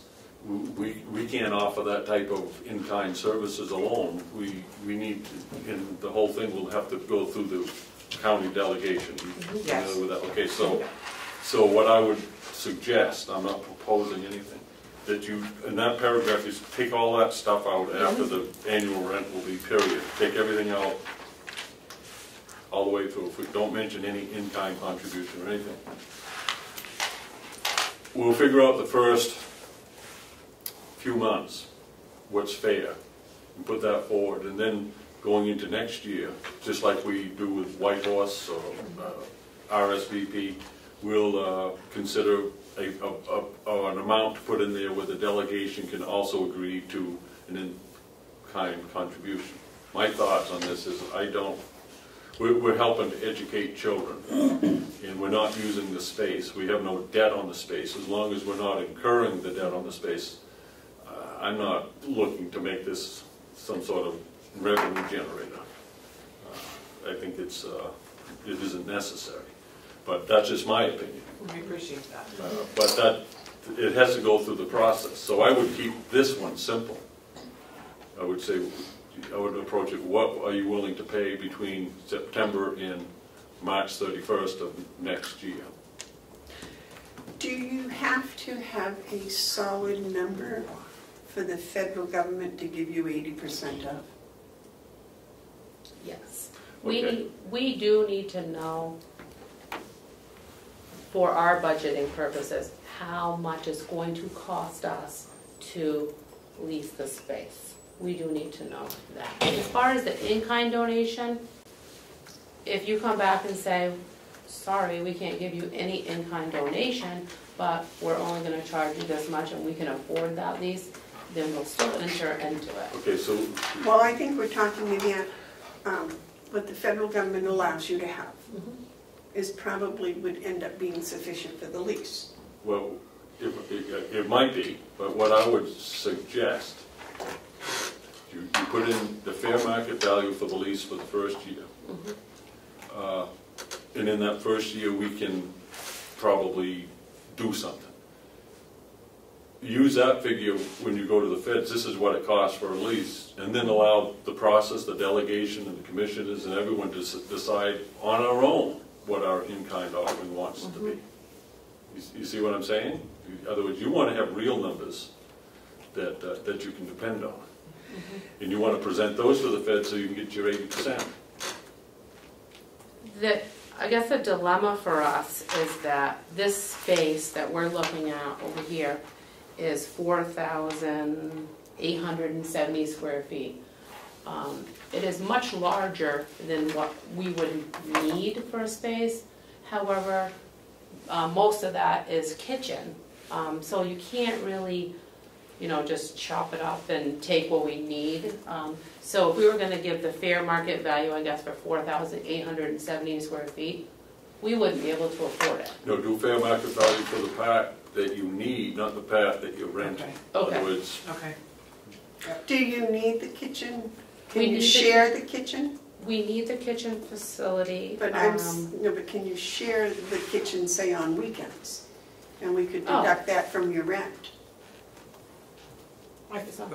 We do that now. Yeah, we do that now. We should do that now, Yeah. yes, yes. Yeah, we do that with some of our other I mean, that facilities. could certainly be something to talk about, depending on what that would look like, or... Well, I'm thinking if you took the kitchen space Yeah, and you divided it by 7 days, and you take it 5, then that would change your amount of space that you'd be renting in the kitchen. oh, okay. Right. And the other 2 days could go to somebody else. Or you're only taking it from 8 in the morning till 1 o'clock or something. Right, So you're only using it a half a day? and we're only using it from September to June. So we could do a year-round basis for the square footage for year-round, but then you're only using it maybe not even 50% of the time. do you do 180 school days? Is it something like that? I think it's 160-ish. So base it on school days. Okay. Does that make sense? Yeah. Is that all right? Because then that would cut down the number of if we did it on a yearly basis, that would cut down the number of square feet so that we could probably get it within your within your scope of availability fund-wise. Yeah. And then, because there's no point in you paying rent on it Sunday at 3 o'clock in the morning because you're not there. And even though we wouldn't be using the classroom space during the summer months, we wouldn't Well, you wanna, wouldn't, like, you'd tear it leave down your and- stuff stored there, Yeah, right, so you okay. wouldn't want any, yeah. Yeah, it's not like you gotta pack it up and Right, store it. okay, Yeah. we just wouldn't be And the using same way kitchen. with the kitchen, with your kitchen area, if you were sharing it with somebody like you're doing now, it's kind of, okay, this is kind of your job, and don't touch this shelf in the refrigerator, and The only one that would be in there during the summer months really would be Nancy. You may go there periodically. I might use the office. Yeah. But you're not cooking. I'm not cooking. Not using the I don't kitchen. think so. No. Might be able to cook us a pumpkin pie. Well, you could put in Well, some yeah, requests. she could. I might be able to Okay, so consider we could, requests. we could do that then. I have a question, Karen. So these numbers 19 through 23, the 12,420 and down, what do those numbers represent? So we've just broken it into annual, the annual lease. Okay. And we usually, those are paid on either monthly or quarterly, it's broken down. Some of our rents are paid monthly, and some of them we pay quarterly. Okay. So $12,000 or so seems to be so much a month. What was it, 1,000? Annually. Yeah. 12,000 annually is somewhere in the ballpark. I just, Yeah. from where I'm coming from, if you're covering the cost of everything, that sounds like it's probably the ballpark of the fair market price. Comparatively, I would say. Comparatively? Yeah. And we would pay the heat and the lights. No. No, Well, there were some things that, like when we talked to Bob, the heat, it was already heated, the facility was heated, so we were going on like kind of what our other, and I think that we do say, it's number 5, the landlord agrees to furnish to the tenant heat, water, sewer, electricity, and snow removal, because those were all, and that's again negotiable, but we just assumed because those were already there, the heat, and we figured the water could be an additional cost with the children, flushing toilets and stuff, so we could negotiate possibly some of these things, but these are how some of our other leases are written. And we took care of like our own rubbish removal, our own internet, our own phones, things like that. when I went down this route a couple of years ago, I think that as I recall, and then the Culinary Academy, didn't we put an electric meter in there No, we did not. But you could. We had a gas meter in there, I know we had the gas meter for the But- stove. but they came and took it out. I know that. I'm just wondering, I thought we broke down the utilities that they paid because electricity is used for the laundry and everything else. I thought we had put a meter in there. We didn't. As far as I know, there is no new meter. I would think it would be least expensive for the county if we just included that in the rent. Then we wouldn't have to pay for meters and things. I agree. I think the efficiency is you have an idea what it's going to cost. To give you an idea of my thinking process, fair market value is $12,000 a year. So let's use that for a number. For that year, it costs the county for lights, electrical, heat, water, sewer, electrical, and snow removal. Let's throw a number out on that one. Say that comes to $9,000. That's what it cost us to make that available. The in-kind would be $3,000. Because I'm not looking to make money, but I'm not looking to lose any. So if it cost us money to heat it and to do these things on the list, we need to attribute a number to that, a real number to that. And then anything above that is, I don't believe we need, but that's just my Some of our position. lease agreements are written that the landlord agrees to furnish the tenant heat, water, sewer, electricity, snow removal, and this will be counted as their in-kind contribution.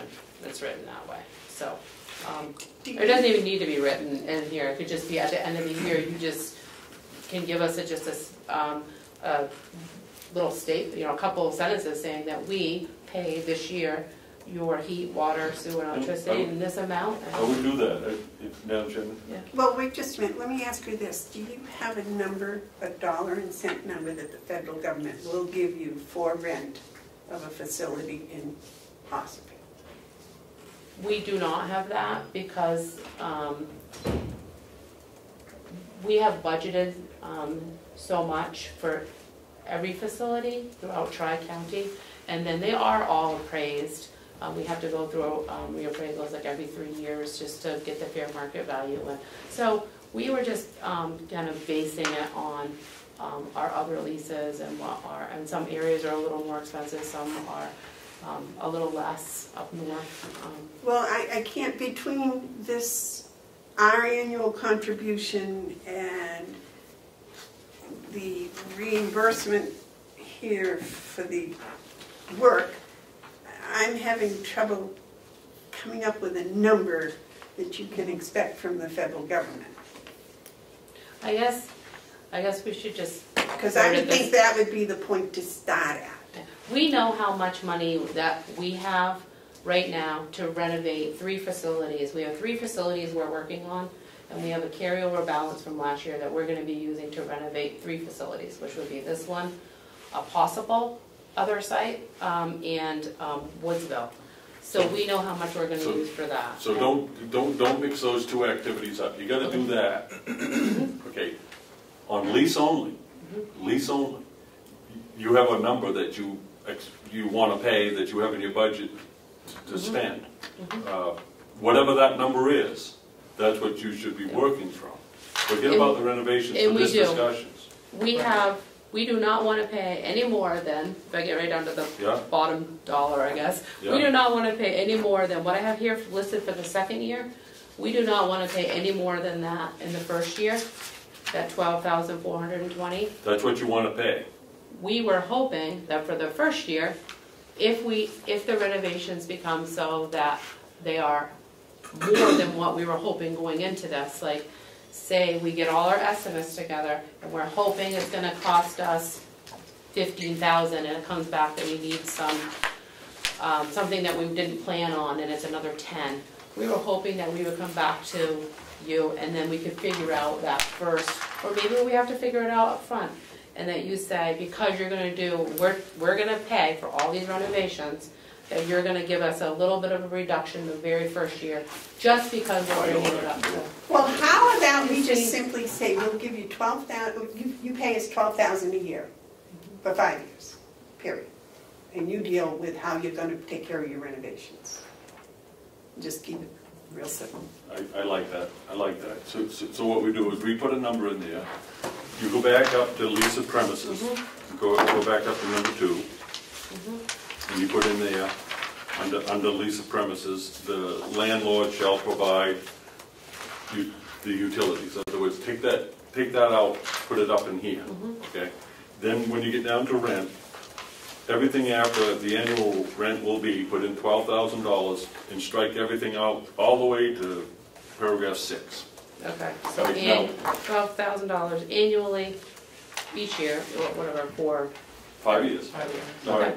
And then, you know, your budget on renovations, your budgeting. We're not going to say that, but if you come back and say, you know, we're a little tight, can you give us a contribution? And I don't believe it should be in kind. I think it needs to be a spelled out number for a number of reasons from the taxpayers. Right. And so you might come back and say, when we do our budget, you say we would like to request a $5,000 contribution or a reduction in the lease for this year. There's nothing that says that we can't modify that $12,000 backwards. But you are a nonprofit, right? We are. So they can request a nonprofit, Right. like RSVP, White Horse, etc. I don't know if the county does anything with Tri-County Cap. No. Towns do, but the county doesn't. And I don't know if we could do it directly with the Head Start only. Probably not. Probably through you, to through the Tri-County Cap, you, Through capital, What do you think of that, 501c3. David? however it would 12,000 work, you have a all host the rest of the agency. stuff Yes. they take. Right, Yep. yeah, they hold the, I'm not getting involved. I've spent almost 2 years trying to get this place leased out, and when we get all done, they didn't even discuss it, so all I know is we were asking more money in the contract to other individual. For rent, Yes, do you remember what that amount was? yes, and I'm not gonna tell anybody. Oh, okay. Yeah, and that lease was never signed, whatever that amount was, so sometimes you can price yourself out of something. I don't know any of the past stories. I'm looking at Head Start as being a good program, and if we can help out, if it isn't any skin off us, the place is sitting empty. I know that you should know this, there are other interests in that facilities from other entities. So it's good that you're moving along. You've got to have a decision soon. we do.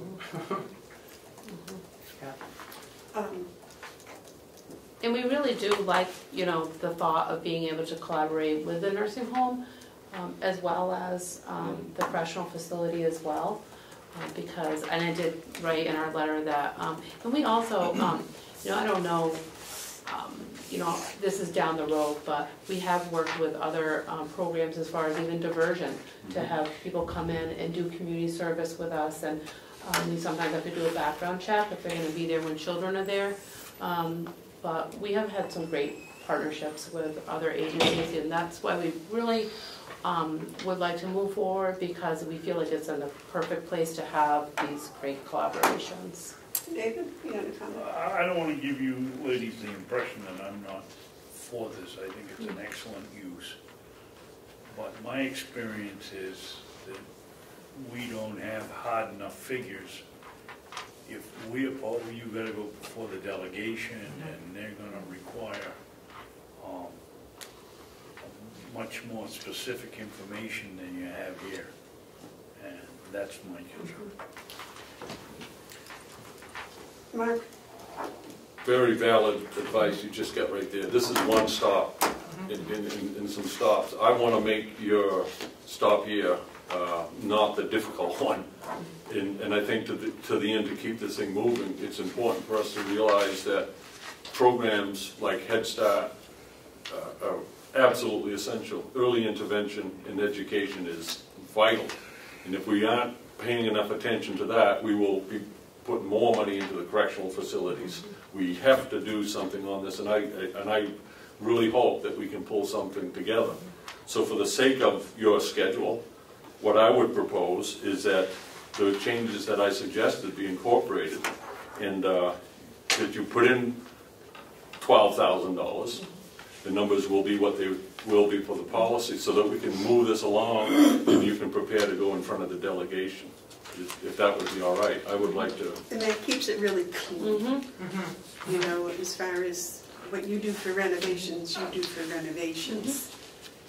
We don't need, we're interested, but it's not our business. Okay. Unless you make a big hole in the wall and walk away, we might not like that so much. No, I think if we keep it just clean, and then if they want to come up with a different number, they come up with a different number. Can you bring back a new version next week for us to look at again? Sure. Well, I think we need to finish that. Oh, There's a couple more paragraphs here. That's one thing. Let's start. And then mainly just the use of the space. We would need the dining hall for the classroom space, instructional, and the office spaces. There are some like storage type office areas by the kitchen. We would need those. We also we would need the kitchen space, but like I said, it really is a large space, so that's where the square footage comes in, that we don't really need all that, but we do need it because we need the kitchen.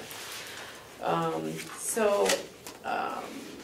don't want to read it word for word, but If you would like me to help you figure out how to compute that square footage use per year or something, I certainly would be more than willing to help you with that. Were you looking at? She's talking about the use of the premises. Okay. Do you want us to break it down like that, or do you want us just to go with a flat fee of the 12,000 annually and just leave it at that?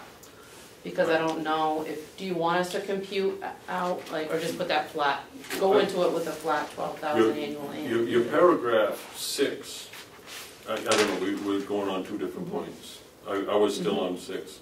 I think you're all right, Commissioner Bevard, because it says uses of the premises, and back in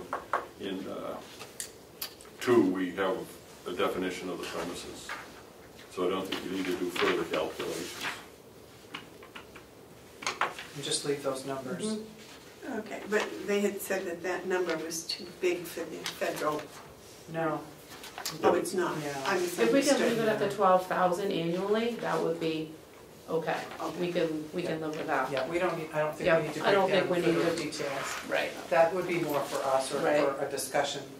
I think if we could. But you leave wouldn't it at- object if the kitchen were used in the summer and on the No. weekends? No, I think we could maybe write that in here with the understanding that I think there's the thing that we don't want to end up doing is if we have to like move everything and put everything away, because that's what we're doing now. Yeah. If we had some type of an agreement where, if we do that down the road, just have maybe a written agreement separate that says that they're gonna leave it the same way that they found it I or would think whatever. that the you know? offices and the storage area and the dining hall area itself, you want 365-day access and use of that. Mhm. Right. Yeah, the kitchen, kitchen I don't is- see a problem with, no one's gonna be in there on the weekends. We sometimes do have parent education groups that come in the evenings, usually like once a month, or not even, maybe Yeah. once every couple It's a months. possibility. And we may use the Space. kitchen for nutrition activity, but we do share kitchens, and we share a kitchen at the whole village in Plymouth with many agencies, and it doesn't seem to be. Excellent, excellent, excellent. Okay, so 6 looks okay, gentlemen? Yeah. 7, Yeah, that's fine. Okay. And it's pretty much a standard agreement that we have with, You're doing the you have typos here. janitorial work. We are. We do our own cleaning. Yep. I would like to, David, is there any objection to the landlord maintaining the exterior and interior of the premises? Has that been a problem in the past? No, it hasn't been a problem in the past, but, we've never rented it to a bunch of kids. And, they get going with crayons and paint on the walls, why would it be our responsibility to clean them up? because that's not routine maintenance. That's right. I would say plumbing or electrical. Routine maintenance, I have no problem with, Okay. but Yeah. if somebody, Yeah. kid gets in there and throws Yeah, that a should be. paintbrush against the Yeah. wall, and we gotta Oh, paint we're it. clean, yeah, we're clean and paintbrush. And it's probably watercolors anyways, or not- something not permanent. toxic water. It's nothing Well, permanent. let's talk about a broken window or something like Yeah. that. I think there is, Commissioner Babson's got a good point. We do general maintenance, but there should be language in here that speaks of Routine maintenance. damage Right, caused by others, caused by you. right.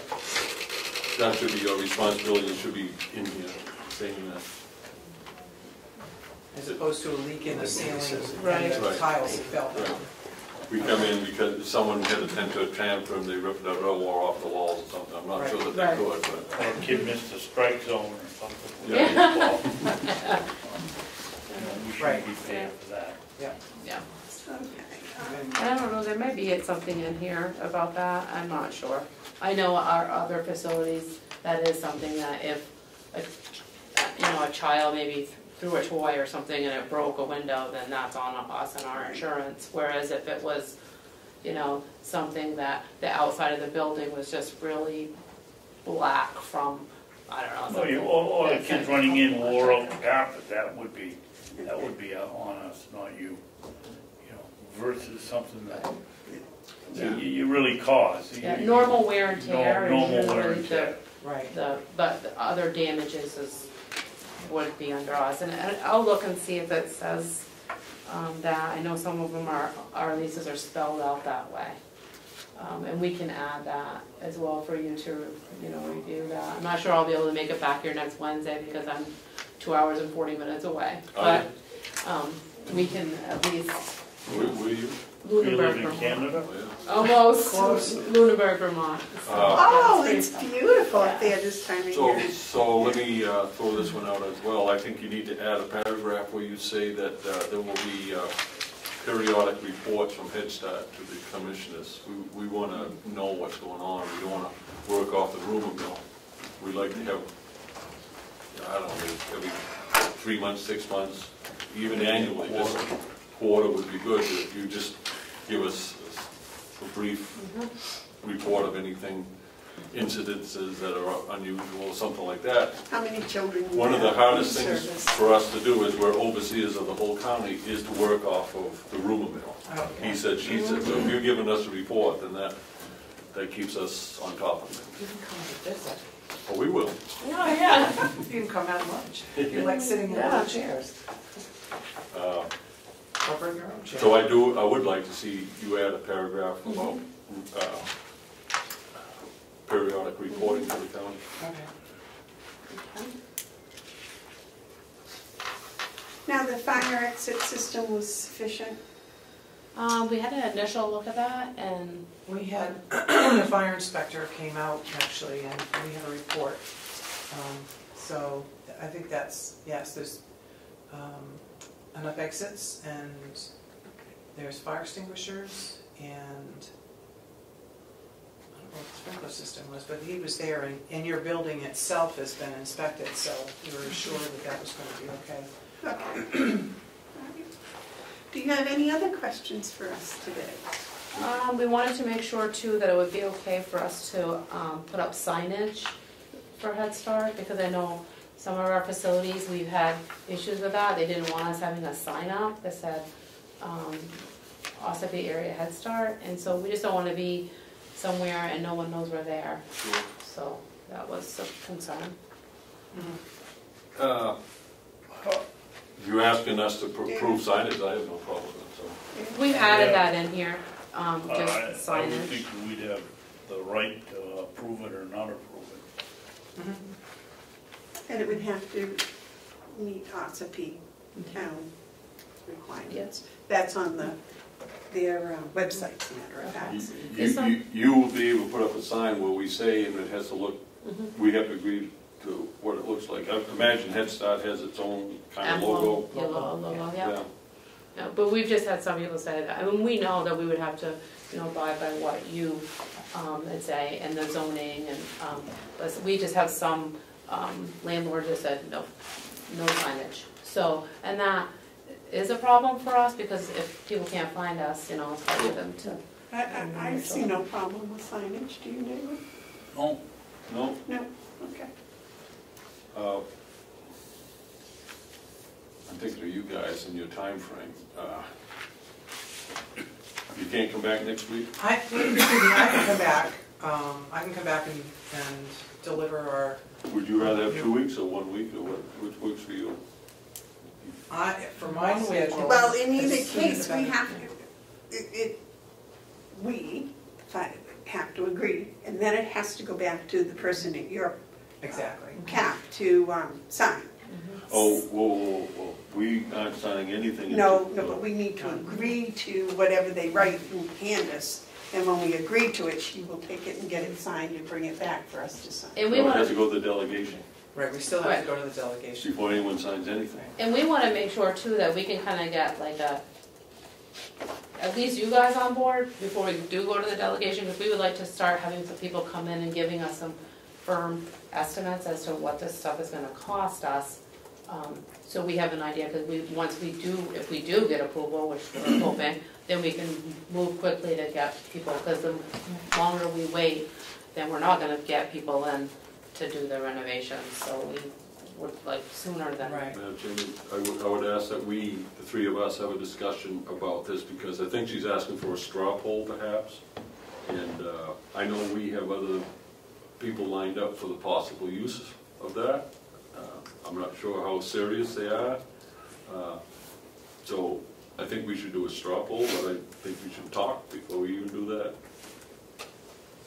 straw poll is to Just disagree. each of us give our thoughts on what we feel about it without formalizing a vote. I'll just say, I think it's a great idea, and I'm in favor of leasing it to you for $12,000 a year, under the conditions that we spoke about. That's where I'm coming from. David? I'm in favor of leasing it to them. When we have everything straightened out, I think it's a perfect location.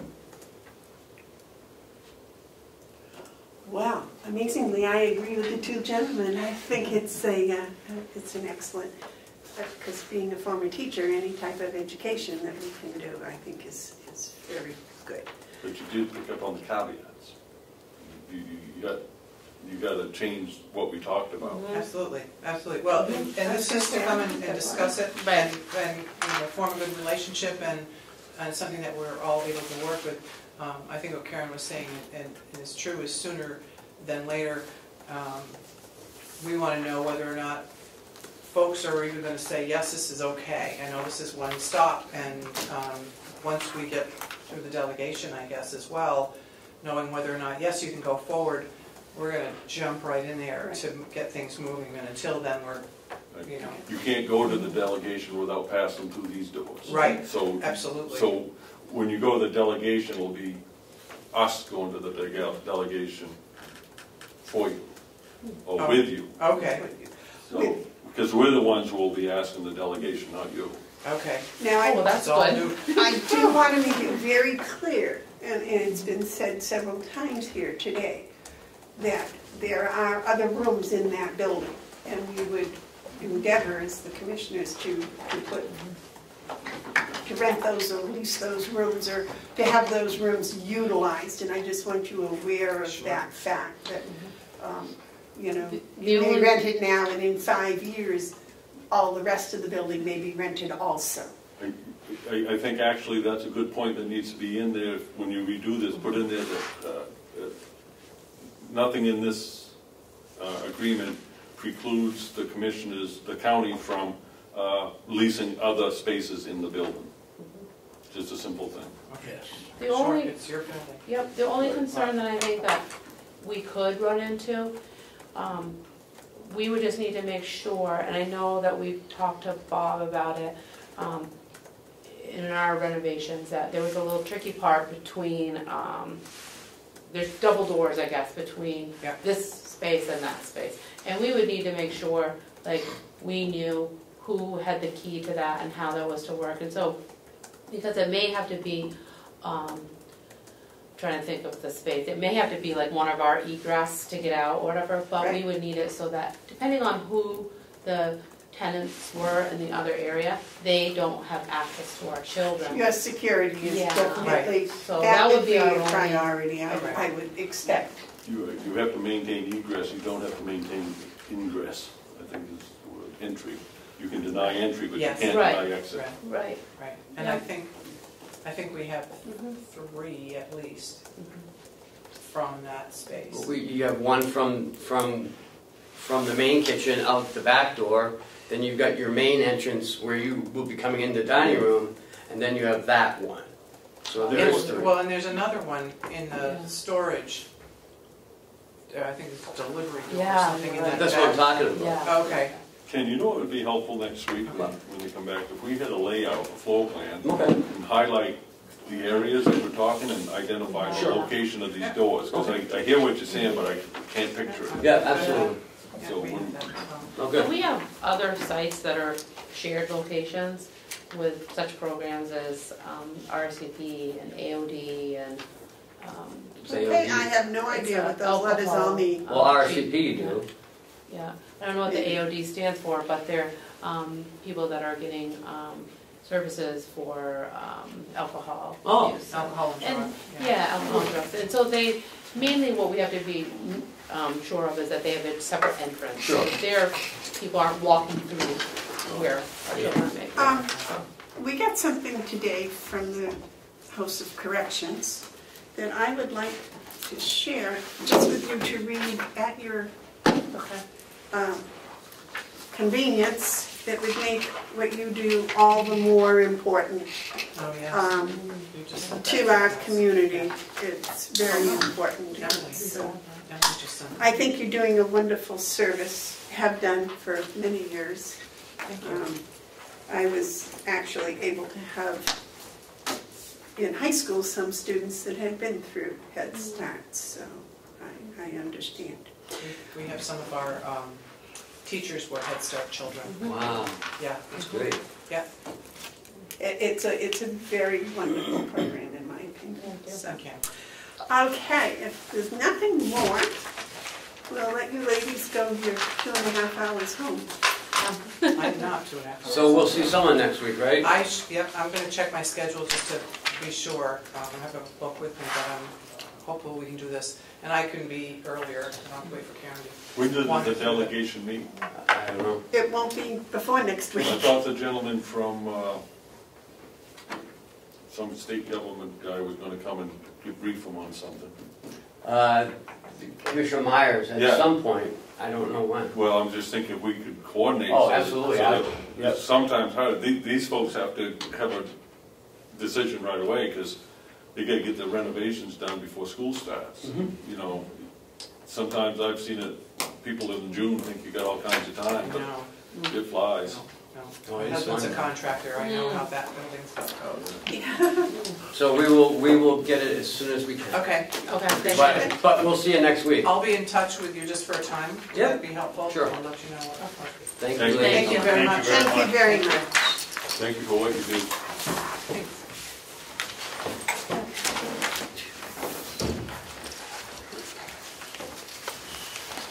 We're all on it. I think we're back to the bereavement policy. Finally.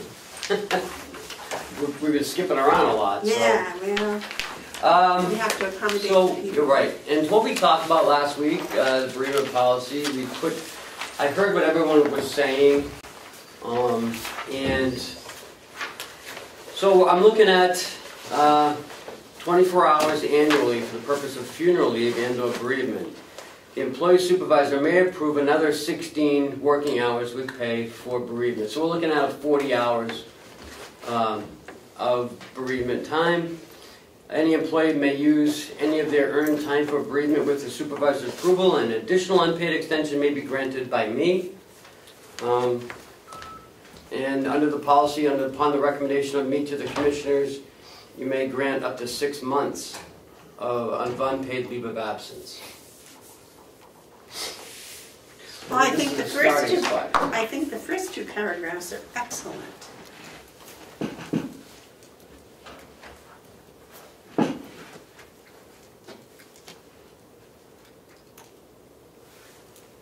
Yeah, I think what you got here is everyone's concern that was voiced last week. I watched it a couple of times, John's presentation, and there was concern that 3 days wasn't enough, that 5 would be preferable.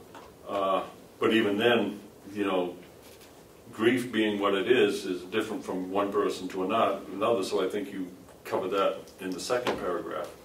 I like the hours because I was thinking, you know, I might want an afternoon off to go to a funeral, but I wouldn't need the whole day.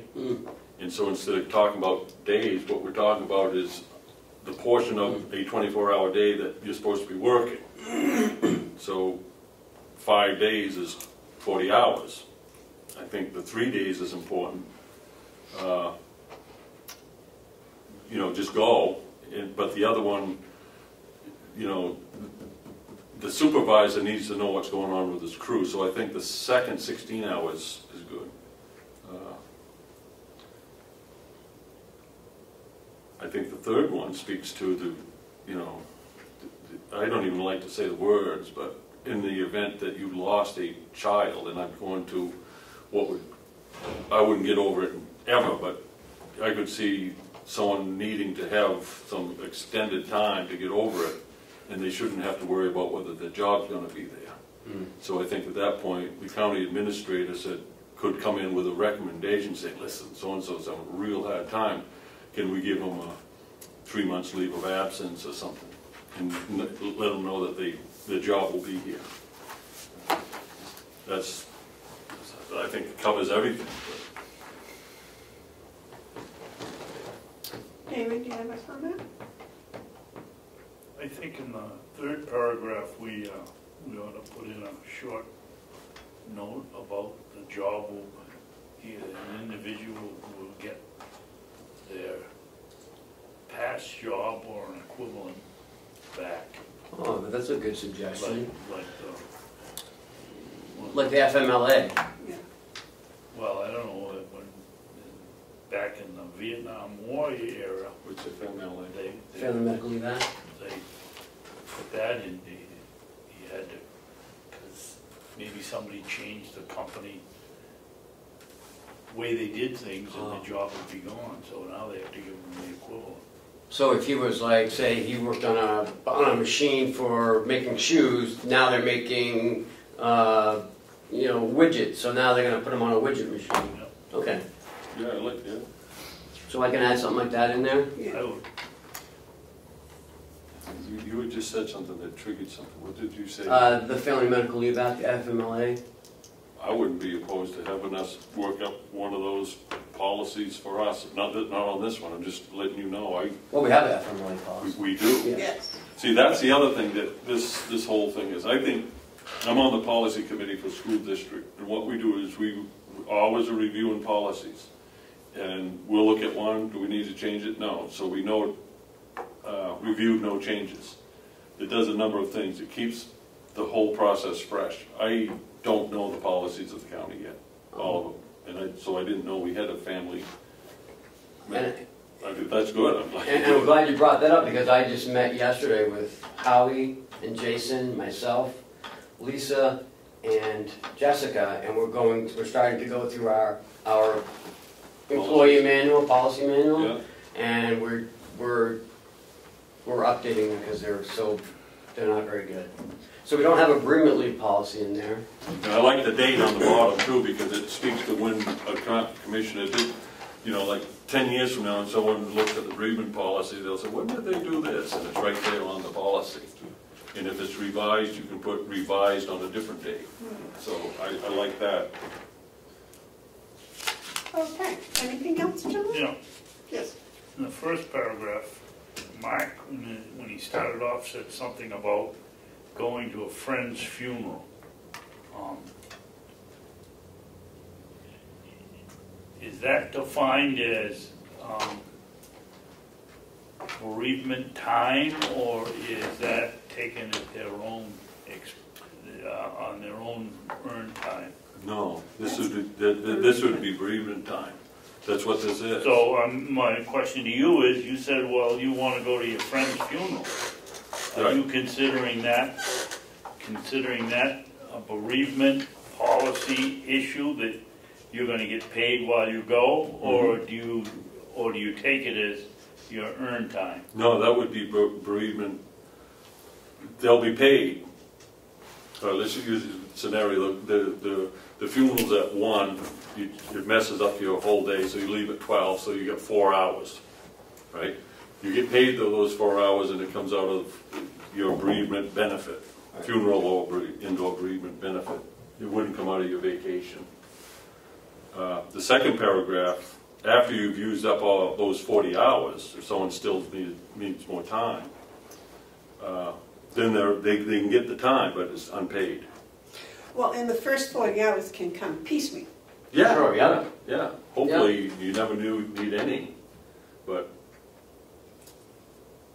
At our age, sometimes I went to we need more 9 than one. funerals this winter, and it can come fast and furious, and then you can go a year or two and not go to any. So,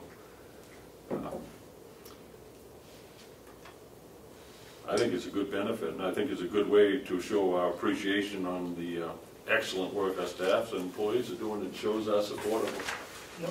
Well, it also gives the sense that we might think they were intelligent enough to be able to make these decisions as to whether to take 4 hours or 4 days. Yeah. Which I think is giving them some authority is good. Do we need a motion, Chair? I believe we do for We do. policy changes. I'll make a motion that we accept the bereavement policy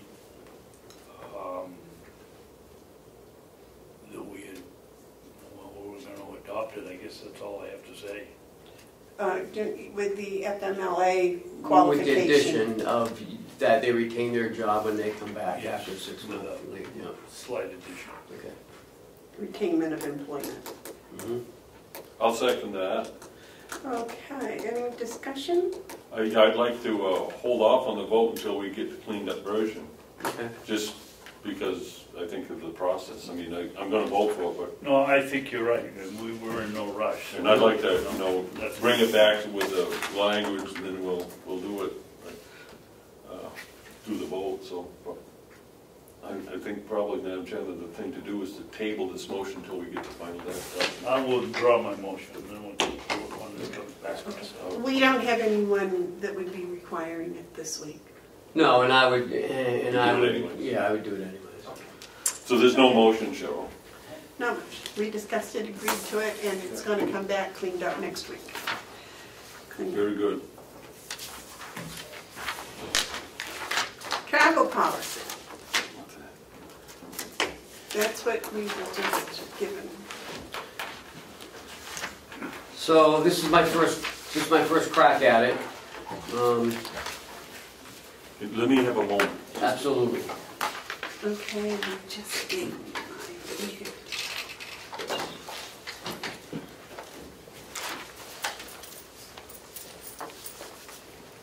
No, you don't want to put the person's name. Must email, must contact. Well, I mean, this is a policy. If for some reason, 10 years from now, Cheryl's retired or something, and, so should I put administrative assistant? I would put, I would say must contact the county administrator, No, it's I the don't wanna do- administrative I don't wanna assistant. do- department head, Scheduling. supervisor. Let me read this. Okay, must contact Transportation administration coordinator. office, administrating office. Yeah, okay, we can contact the business office. We Business, can do must that, right? contact the Doesn't business. matter who answers the phone. And it doesn't have to be email, does it? I mean, Well, you'll see as you go down. Okay, business office instead of Cheryl. Yeah.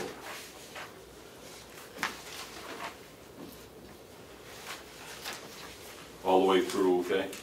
Yeah.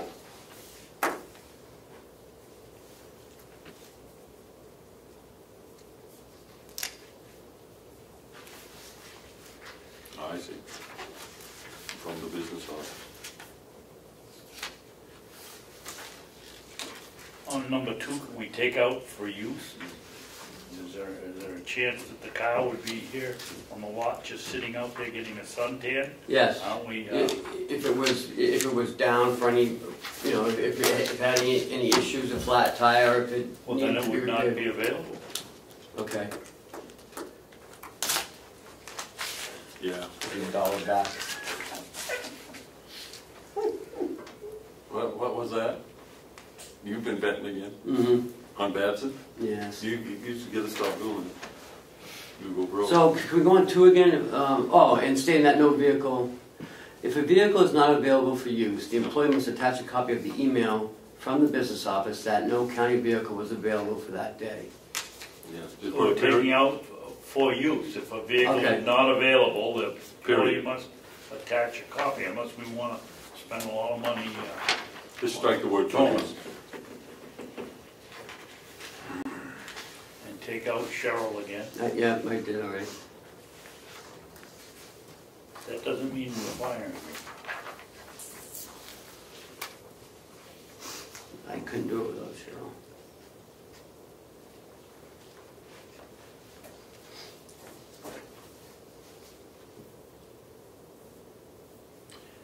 Okay, you don't have to put rationale in there. It makes no sense, all that stuff. You don't need to put it in there. Where are we? I'm down to 5. 5? I'm back at 4. Okay, we'll go back to 4 then. Is the vehicle log in the car, so when the person gets in, they can write down the start mileage, and when they, No, the starting mileage would be where the other person left off. That would be the starting mileage. But I'm just I can thinking. put it in the car, if you want me to put it in the car, I can. Well, I'm just trying to make it easier. I just for don't wanna get- everybody. I don't want to get make lost. this a hassle, but Cheryl? We keep it, because Ken likes to check it, so that way he doesn't have to go to the car. We keep it at the desk and we hand it to them with the key, and they take it with them and they bring it back. Oh, okay, so they don't have to chase around No. looking for it, okay, You never that's gave fine. it to me. Oh, Amanda. You've been picking on me all morning. What might make it a little easier if the person emailed the mileage when they got in the vehicle, and that way you'd have the time they left as well as the mileage, and it would be in. What if they don't have a cell phone, or they don't have his email? I don't They have think you one need and don't five. use it. I don't think you need paragraph 5, and I can tell you why. It's common sense. If you don't need it. I mean, the whole thing is common sense. Okay. So I would strike 5 entirely. You don't have to explain policy by that. Just do it. Employees must take. What? Can I ask you a question? Sure. Yes, sir. I disagree with Commissioner Hounsell, and I can give you reasons. I think that we ought to discuss it and take a vote. I think it should be in there. Well, would you like to give us your reasons? Yes, Yes. I've had 2 individuals from one department both tell me that they weren't going to adhere to this because it was an inconvenience. One of them, this is a perfect example. They drove right by the parking for C&J in Dover, and we ended up paying $200 and something to pay in Boston, and then tolls and everything else. I think this is important because as simple as it is for us, I think some people will take advantage of it, and I think it's very clear, and I'd like to see this stay. I'm tired of being told it's an inconvenience for the taxpayers to have to work to pay for somebody that's too lazy to pick up the phone and see if the car is available.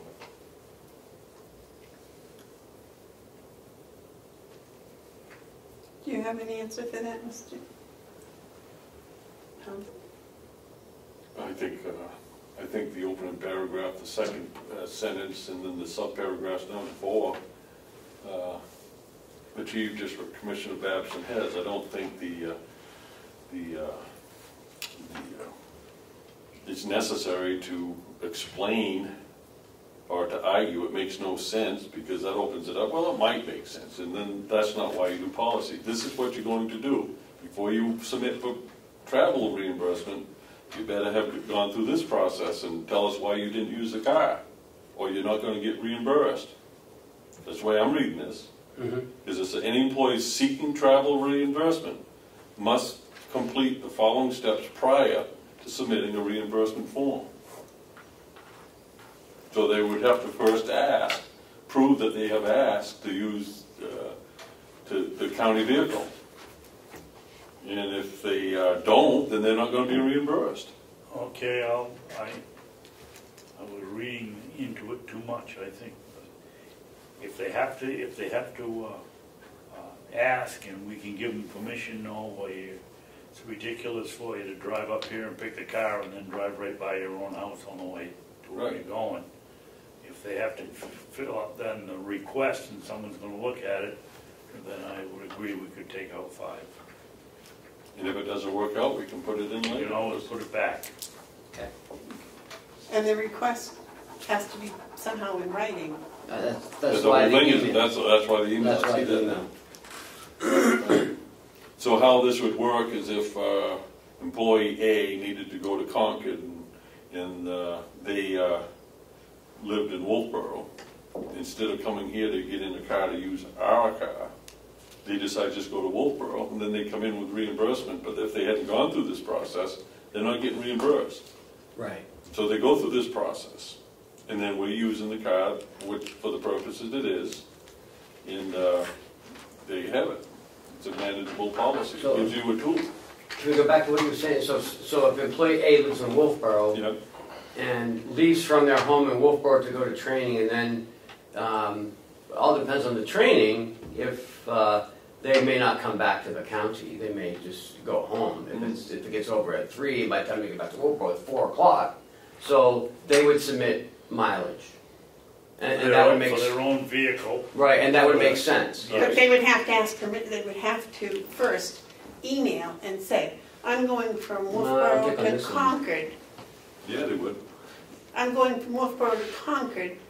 Can I use my own vehicle or do I need to use the county vehicle? And then somebody say, oh, you know, it's only 7 miles over here, but it's 30 miles to Concord. So come here and get the county car because it's cheaper. No. That's what I'm trying to avoid. I'm trying to avoid, if people live further away from the county complex, they use their own car. But if you're going to drive by the complex, you need to swing in, pick the car up, and then go. But I think, Kenny, Mark's point is, someone's got to check this to say, yes, this is acceptable that you go from your house, or no, it isn't. And so if the request comes in, so do they notify their supervisor? No, this is it would go. I would think whoever's going to manage this in the business office, and then if they look at it and say, Jesus, makes more sense for just to go down to Concord, then they give them to you, and you say, yeah, okay, or not approved, and you come pick it out. See, the way I look at this, I mean, it needs a little bit fine-tuning. The way I see that this empowers you, and you can designate it. So it ought to say, any employee, maybe a sentence says, any employee wishing to use their own vehicle must get approval from the county administrator or his designee. And then that takes care of the whole thing. That takes care of the whole thing. And if they don't do that, they take their car thinking, then they're not familiar with the policy, they're going to be out of some money. Because you can say, okay, you don't need to use a county car, just use your own car in that instance. That empowers you. But if they don't go through it, they're taking away your ability to manage the car and the budget. Okay. But it doesn't have to be Ken, it can be his designee. You Right. already have got enough piled on Ken. That's what he said, is me or my designee. Right. So can you say that one more time? I can, but not right now. Okay. Because you're going to have to dress this up and get back. Because okay. I can only jump from dogs to Head Start to you. That's a weak excuse for forgetting what you said. So between now and next week, we're still gonna do what we've been doing, and then, because we don't have a written policy, really. Right. But I'm not signing them. To me, if you tell the boss 10 times and they don't spread the word, then let them. I mean, I did meet with my department heads last week and informed them of this. They know it's coming. It's going to be different. It's going to be. I don't think we can enforce it until it's been emailed to everybody, to all the employees. We can wait another week. Okay. Mondo, I've been going back now almost 3.5, 4 years, talking to people about coming up and sitting down with the bosses and saying, why are they doing this? Everybody knows. No, we don't have to have an email, but they know that if the car is available, they should be checking it. I know, but there was nothing in writing. Now we have something You have your nothing in writing. And once that's in writing, then they cannot. Well, David, sometimes I've told you the same thing 4 or 5 times, and you But I get an excuse, I'm older than you. But he doesn't hear you. I call it selective hearing, but that's all right. Okay, are we all set with that travel policy? We have to vote on that, right? No, next week. There's nothing Next here. week, okay. Okay, the timber cut. Now, is this just for the tower? Yes. Or is this? No, it's just for the tower. Wendy doesn't have enough time to. It doesn't have enough time to do both cuts. This year? Well, this needs to get done before we're going to do the cut, so she can't combine the two. Was Wendy supposed to be here at 9? No. Wendy can't come for the next couple weeks because she's out in the field for the next few weeks. That's why I met with her on Friday and we went through this, or Monday, and I'm presenting it to you. Well, why was it scheduled at 9 o'clock? Well, the sheriff was gonna come up and talk about it, but I haven't seen him, Well, so. okay, that's what I. My question is, looking at it, He's not available. why is it the sheriff or Wendy's choice who does the logging job? I would think that would be our responsibility and we should go out to bid. If you read her email, it says, hi Ken.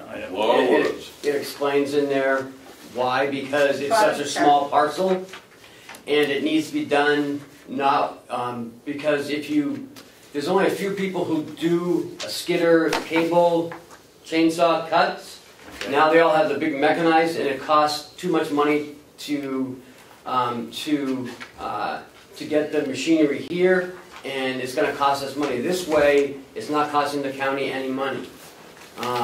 This is going to be a straight, no cost to the county deal.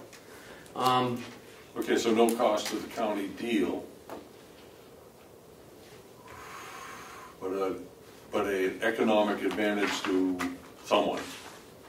I don't think Well, it's $2,500. It's a small area, and it's my understanding it has to be a clear cut. It's $2,295 value, so it's below the $5,000, and it's even below the $2,500. But she's gone out and asked for 3 companies, and she's got the. Now, is that what they're going to pay us, or is that what she's paying them? We don't get paid. We're not getting anything. We get the advantage of having a clear site cut. for the tower. Yes. Well, because that is probably a very good deal, because normally if you go to have something clear cut, you end up having to pay because a lot of stuff gets cut that's of minimal value.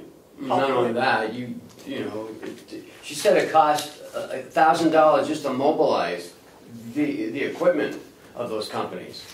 Yeah. So there goes, we'd have to end up paying for this cut. Does the town of Ossipee get their timber tax? Yes, not through us, through the logger, yes. But the they do. town of Ossipee Gets the timber tax, gets the yes. timber tax. I Yep. like that. Good. They could use the money. Yep. That's why the I logger think we ought to signs increase the the, percentage. signs the, I think we ought to increase the timber tax percentage. So she did contact several loggers that do conventional logging. 2 of them came out to the site like she asked them to do. She has their names on here, and one of them wanted too much extra area to cut to make it worth his while. So this was the only one who would do it. Just to go by procedure, I'd like to make a motion that we bypass any formal bidding procedure, and for the reasons expressed by Wendy Scribner, it's a small area, it's a small job, it's too costly for anybody to move their equipment. We need a skidder and a cable rather than a cut the lengths rig that costs thousands of dollars, and I think we should just, and she is a remarkable forester, and whatever she says I go with. I second that. okay, motion's been made and seconded to accept, No, to forego the policy, the bid policy. well, I was going to say to accept Wendy's opinion on this Well, yeah, issue. but he made it. He He made his motion. You can't change what he said. I want to make it, I want to just follow, in case there's any snafu here, I want to make it sure that we bypass the formal state bidding policy, and the 3 of us agree that we're going to go with Wendy's thing when it comes time. Okay, Might I suggest the wording in the motion be that the motion that we suspend the policy on the bid process for this That's purpose. Okay, For motion's the made. reasons Wendy stated, because the law says you gotta give the reason. What's the date on that letter? Monday, June 4th. And Wendy, and Forrester, Wendy Scribner's June 4th letter. Second. Okay, motion's been made and seconded to forego the state bid purchases on the tower timber cut. For the reasons given in Forrester and Wendy Scribner's June 4th letter. Right. Because it says you have to give the reasons. Okay. Is there any discussion? Okay. All in favor say aye. Aye. Those opposed? Now you can make the motion that we hire Mr. Danforth or whatever his name is. Done. What we done? I thought it was done. Yeah, it's done. William Dunn of North Sandwich, New Hampshire. So that means, are you making the motion to do this contract? Yes, I'll make the motion. I'll make the paperwork. I just had it here. Lease agreement, no. Can I use yours? It's this one, isn't it? No, that's the wetlands. This is a timber sale right here. Oh, yeah, thank you. I'll make a motion that we award the logging contract for the sheriff's tower to, what's his name? William Dunn. William Dunn of North Sandwich for the, I don't want to say money because there isn't any money that's, For won't even, just the timber cut for the sheriff's tower. Timber sale, tree removal agreement. okay. With, I want to make sure that it says it was Mr. Dunn paying the timber tax to the town of Ossipee. Okay. So, did you second that? I will for discussion, but I will not vote for it, and I'll tell you why while we get that discussion. Okay. The policy that we have is that before we vote on anything, we do so when there is a signed agreement. Mm-hmm. We don't have a signed agreement. No, and you won't until it's finalized. This is all in draft. She still has to get it to Mr. Dunn to take a look at it, and then he will sign it, and then she can take the draft off. Well, I think it's premature for us to do this. And so I will make a motion to table until we get the final copy in front of us. We had a similar, motion to table, I don't have a second yet. Yeah, before it's concerned, can we just say,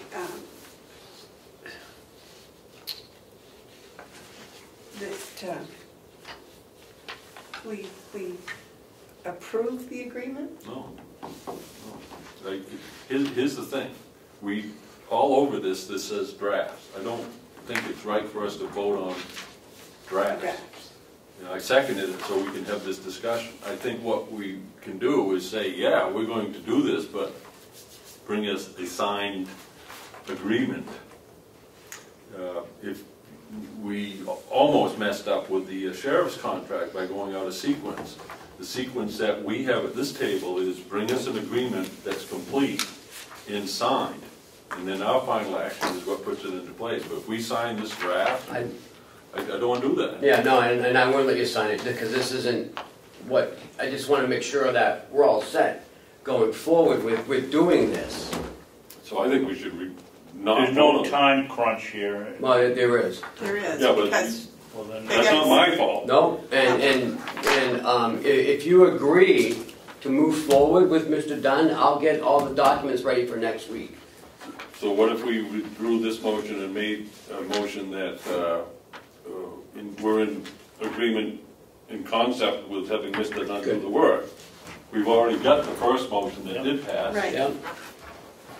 Because then he'll look at, sign it, and then send it back to Wendy. We'll send it over to us for your signature. So, Madam Chairman, I make an amendment to the motion.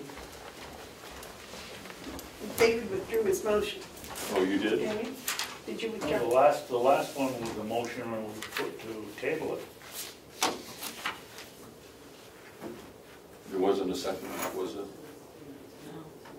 There was not a second to the tabling? No, there was just a second for discussion on this motion. Yeah, but then I said I'll make the motion to table. And I'll second it.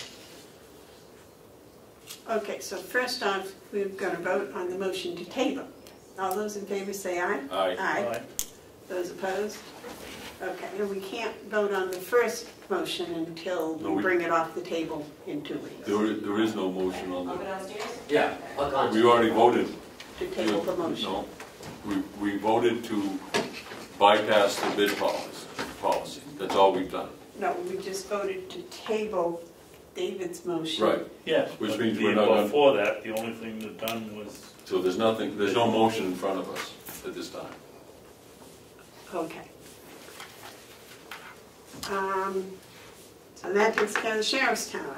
Oh, we've already done the county attorney? Madam Chairman, I need to go into emergency non-public for right now.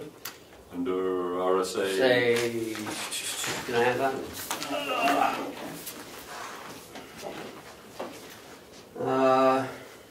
91 matters which, if discussed in public. Madam Chairman, I move that we immediately go into non-public under RSA 91A3 little c, matters which if discussed in public would likely affect adversely the reputation of any person other than the member of the public body. second. Okay, roll call. Commissioner Hounsell? Yes? Commissioner Babson? Yeah. Commissioner Bevard? Yes.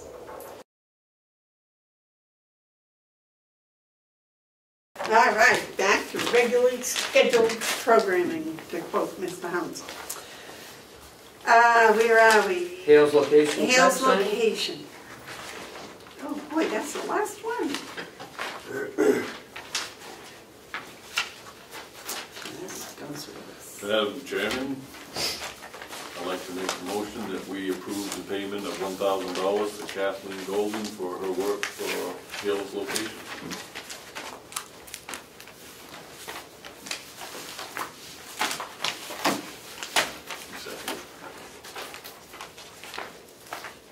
What's this in? Second for discussion.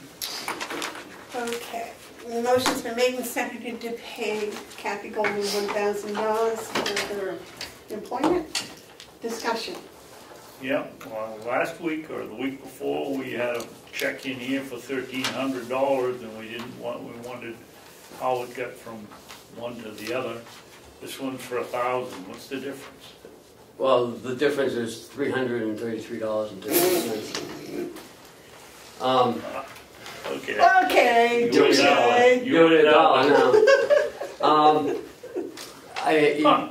She had, I owe you one, by the way. thank you. I called her and said, you know, the last 2 checks have been for $1,000. I said, you know, you don't have a contract, so it needs to be $1,000. And she, right, and I said, I'm going to send the other one back. And that's what she's going to be stuck with until we can figure out what we're doing. So it's $1,000. So this replaces the $1,300. $1,333, yeah. Oh, okay. Okay. Yes, Mark. We, in that budget, I believe, have $22,000 for administration. And it was our hope to be able to bring in our administrative assistant for the county to be able to help with this work and to reduce and to use some of that money in that person's time and money from the Hales budget to pay for that. Every payment that we make from that line item depletes our ability to not use those funds for county employee. So I just want to note that $22,000 that we've been paying $1,000 a month is now down to $16,000, $17,000. 6 months. Yeah. So we need to factor that in should we ever get to the position of having an administrative assistant, that we can't rely on that money that we've already spent. Right. I just wanted to point that out. Any other discussion? Motion's been made and seconded to pay Kathy Golden $1,000 for her employment of May. All those in favor say aye. Aye. Aye. Any more? No, We got to get discussion on, voted to do that, but I got some discussion on that. Have we got a report from, the reports being kept up to date? I have not got one for this month, so I'll be holding this until I get the report. You're absolutely right. I did ask her for it. I know she did send out the checks, out the tax bills, because I had scanned it and emailed it to her. We mailed out the rest of the checks Monday or yesterday. Anything else in the yellow folder? Yes. I have a couple checks in here for mileage reimbursements.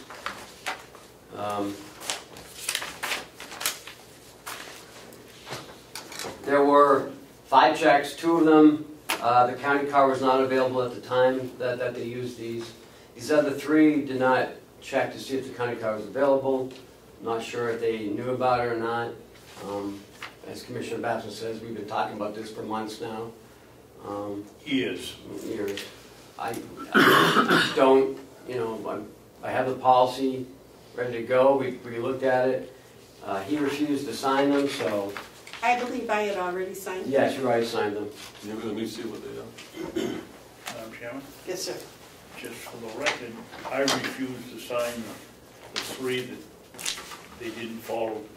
Right. What we've had in place for, whether it was written or verbal, for a long time.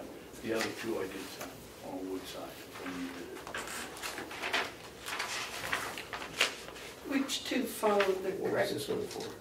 They've already been paid. I'm going to sign these because I can.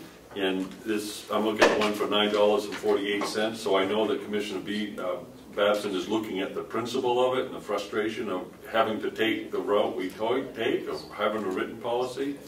Hopefully the message has been received because that policy is coming, and so this will be the last one that I'll sign.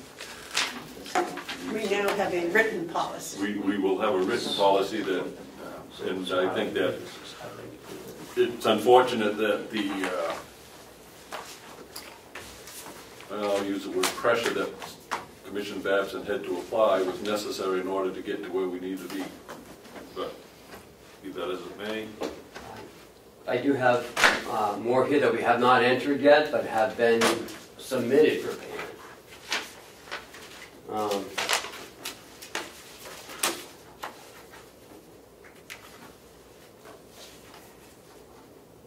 I agree wholeheartedly with you because it's so simple to take the county car.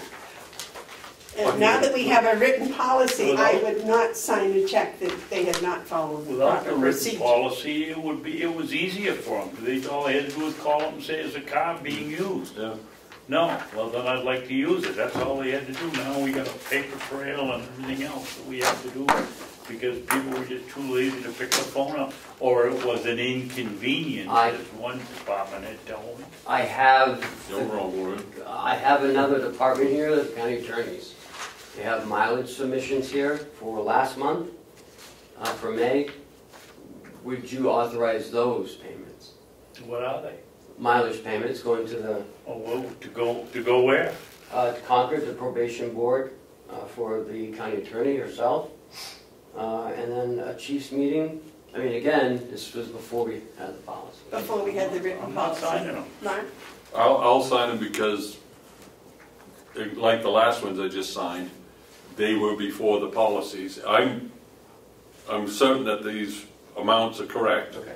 And but we need to let everyone know that this isn't. I won't sign another one, and Commissioner Babson won't sign one, and they're going to have a hard time getting paid. I would suggest that with these checks, we attach a written policy, copy to them. When we get it next week. But I have met with all the department heads, the sheriffs, the county attorneys, I registered deeds, all of them, and I informed them that this policy was coming. So, Well, this individual, Kenny, was well aware, because I told her myself that I wasn't. Why weren't you having your personnel use the car? You already know what I got for the answer. I'm not signing. okay. Okay, Well, thank you. we will have a written policy and that'll be the end of that. Right. And I agree, David, it's a lot of convoluted extra Ken work came up with a because, great idea of the company car, and we should be using it. And we have a second one coming, which is good because That was a double credit. now everyone's going to be using it now, or checking, at least checking it, and we'll have two to offer. very nice. Excellent. And it does reduce our mileage. So, The money, yes. yeah. Anything else in the yellow folder? No, that's it. Okay, administrator updates. I have none. All right, I have letters that RSVP Mary Seavey asked, commendations that Ken was very, is this just copies? No, those are the originals because they're color. The other ones are just copies, black and Oh, white. okay, so these are the ones for us to sign. Signed, yes, if you're so inclined. If you gentlemen would look, these, and I can't read them aloud because these people that are getting accommodations don't know it until the presentation. So once the presentations are made, then I would like to read them aloud. But until then, if you would just, I'll split them up, so I'll give each of you two. Do I have to read this one? Yeah, but these are the colored ones to sign. You've already read them, I Yeah, think, right. So you just want to sign them? Yes, Now, will these be presented at the luncheon? Or, yes. Which is next Thursday? I believe This so. means, Huntsville, you can't use any hand scratching when you sign these things. That's right. It's gotta be, Gotta be pretty. yeah. Yes. Now, I think these, and we shouldn't, these are not public documents. no, In the discussion need not take place, because that takes away from the fun. You know, there's another correction they could make in the 91A law. What am I supposed to do with these? Sign them. the pretty ones, the pretty ones. Oh, I signed two and, okay, I need your pen. Well, no, we're all signing them, it's Yeah, just, that I- made it I- a little faster. Except I didn't have a pen, so I slowed it down. Okay. I can say this as far as the discussion goes, the people at RSVP just make me feel so humble when I read the time and the effort that these people donate to their fellow citizens. Who reads these at the event? I don't know, Mary Seavey, I think will probably decide. Okay, Maybe we should all read. I'm going to be able to go, so maybe we can all read them. I'm planning on going, but we'll just do it. Selectmen CV tells us to do. Well, I think in this case she's going to be Director Seavey. Yeah. Well, that's She's such a directed. nice lady. You see the hours that these people put in, Yeah. the meals they serve, it's just incredible. You put a dollar value to that, it would raise taxes. Okay. Yes, a pen You're right. thief. Oh, gosh. Well, some of this just would not be done, which is really scary. So,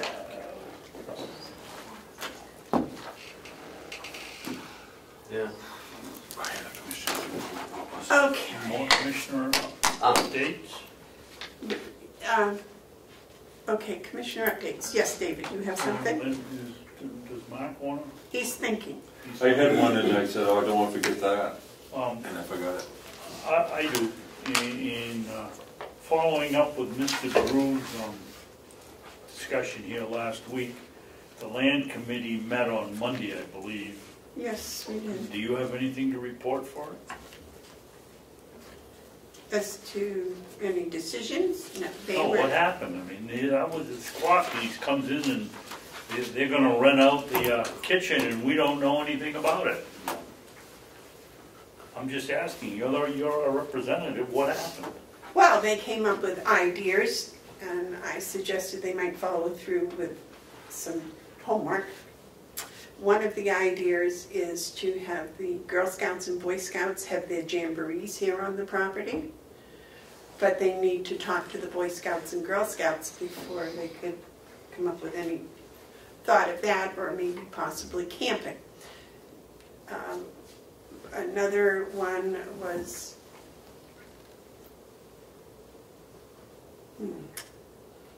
that was the big one that they were talking about, and Mr. Drew was going to meet with the Scouts that evening.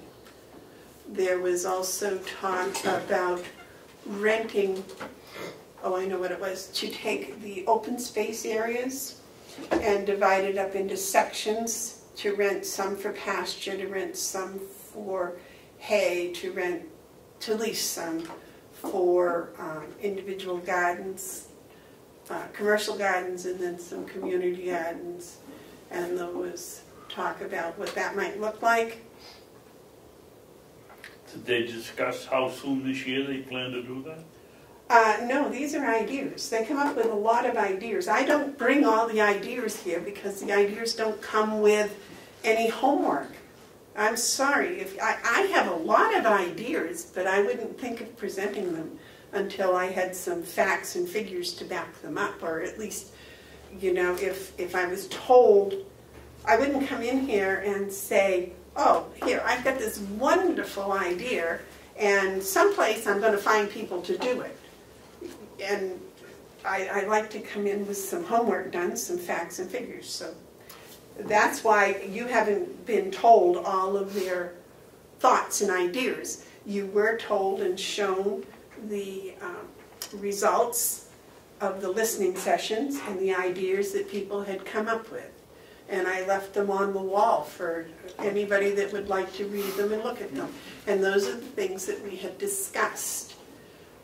The only thing that we came up with any research and background and homework done was the trails. And when that was sufficiently fleshed out, I guess is the word, then we came in and we presented it to you. So why the big stink from the land committee? Because I went out and brought my equipment out here for part of it. We used a tractor for a couple of hours to mow and planted pumpkins and squash and gourds. What's the big stink about that? I mean, they wouldn't even, the way this place operates, as I jokingly said, because it's called winter squash, you don't plant it on December 1st. You know, I don't understand the hassle, or is it just they want to make trouble? I do not believe it was the entire lands committee. I think it was one person in here, and he said that he was speaking only for himself. He was here, and it was under public input. I think we asked as a commission to have the committee, the lands committee, come on the 27th. And then you'll be able to say the lands committee said or did or whatever. But to take one person who was having their own public input and brandish lands committee, I don't think that's Well, I know of another individual that made some comments too that's on the committee. Well, there's 6 people on that committee, so yes. So I was, and I need to bring this to you, the board, I was asked by Steve Knox to be on a committee to talk about conservation easements. They're looking at putting the land in conservation easement.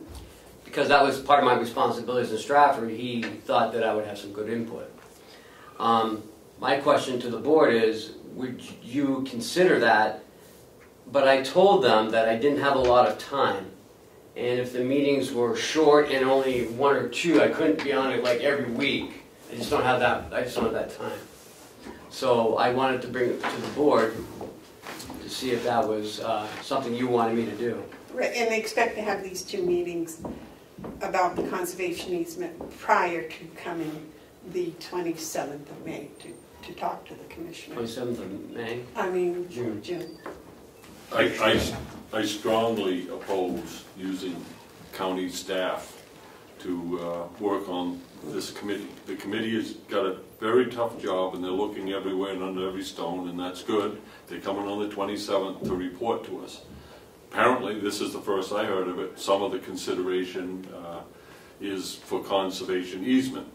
I know enough about that to know that there's some work involved, and we're already strapped for time. Everyone's busy downstairs. We're at least one person short, and everyone comes up with an idea that seems good to them, but puts time requirements on us. We just can't do that. We can't jump through every hoop and idea that someone has and spend valuable time and resources to do these types of research. The committee is an ad hoc committee whose job it is to bring us recommendations. Bring us recommendations. If the recommendation is that they would like to pursue conservation easement and would like to have staff help them, then that will elicit quite a conversation. But it should begin with them making a recommendation, not just taking a dartboard and throwing a dart on it and say maybe that'll work. Well, that's wrong. I'm very much opposed to Ken spending any time on the committee work for any purpose, including conservation easement. And it's good to know that you have background in that. David? I agree with Commissioner Hounsell with one caveat. I wouldn't want Ken going to every meeting. If they want to call you one day and ask you about easements for an hour or half an hour, I'd say come up here and answer questions. But as a member working every week and going on and on and on, I'd say no. Scheduling meetings and all that stuff and being on a committee? No. But if they need your expertise on easements once, maybe twice for 15 minutes, I don't have a problem. Of course. And now, this brings back to what I was just saying. The committee wants to have done some homework before they bring the suggestion. I would hope so. Yeah. And Or you said facts. It's from facts. And that requires the subcommittee to look at the conservation easements and get a picture, you know, what it might be. I did speak up at the meeting and said that Ken had a lot of other jobs and that we were very short on staff. I do think if he could come for a specific time to answer specific questions, that would be very helpful to the subcommittee that would be looking at the conservation easements. I want to clear, I don't mind them looking at conservation easement, I just don't want them to start racking up costs to the county. Right. Well, no, and that's one of the things that I would like to have done, and I've suggested to them when they do homework on this, is that to see if there are any expenses involved in doing a conservation easement and what types and different things. So if they come in here to the commissioners, they don't waste our time with just ideas that may or may not work. You know, they come in here with some facts to back it. Because they were talking about a horse barn too, at some point. Oh, yes. A horse barn? $120,000 horse barn on 5 acres of land, which, you know, isn't a bad idea because people like to use the trails for horses. I get that, but I mean, and then they talked about farming the land that we have for some sort of a plot type of thing and put up hoop houses around. Right? Was that some of the other discussion they had? Yeah.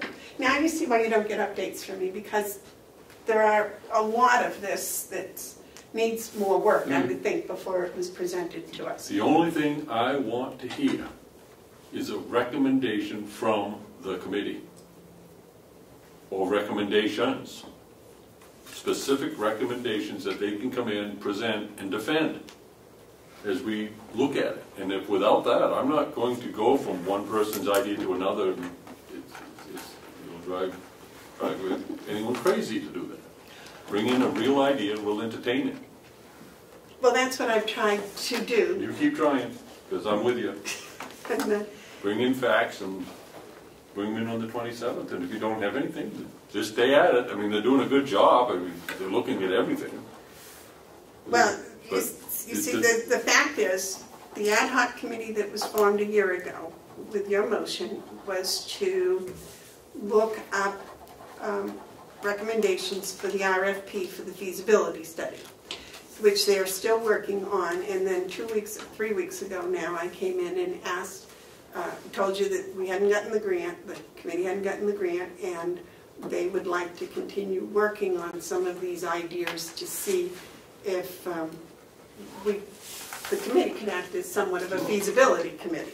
Sure. And you said yes, and that's what I reported back to them. So now that it's on them to bring us specific recommendations, and if they don't, then there's nothing for us to decide. All right, okay, is there anything else that I missed? I don't think so. That the hothouse is, water. They're looking at some sort of a grant to extend the water to all the fields. Yes, and there's also grants available for fencing for the fields. But those have to be flushed out, those have to be checked and see how much, and how much is grant and how much is matching funds and things of that nature. Want a pumpkin patch report? Oh, We're still on Commissioner's report. and that would come under that, and I also, okay. David, why don't we do your Commissioner's report? Well, I probably was. I was just asking if you want me to tell you about them. It's nice to report that that we have some signs of the seeds that have germinated. I planted, and then almost immediately our pet Canadian geese flock started pecking around the field, and I figured they were emptying the seeds, and we were either going to have a tremendous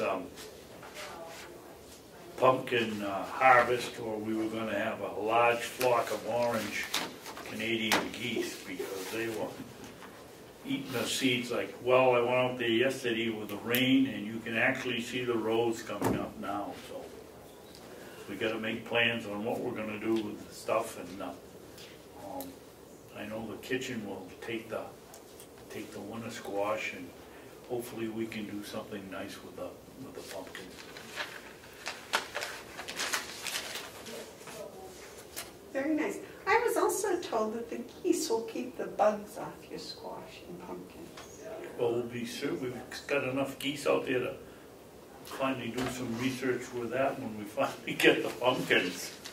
Well, the plants. Well, the plants. Boy, they were out there just burying their heads. I figured every seed we put in was gone, but they aren't. Maybe they were digging bugs out of the ground. I'll tell you, in all seriousness, the geese, they might be nice to look at, but they're a problem, not just for the garden, but, there's 2 families out there, each with 5 little ones running around, and be big ones by the time they come back next year, and,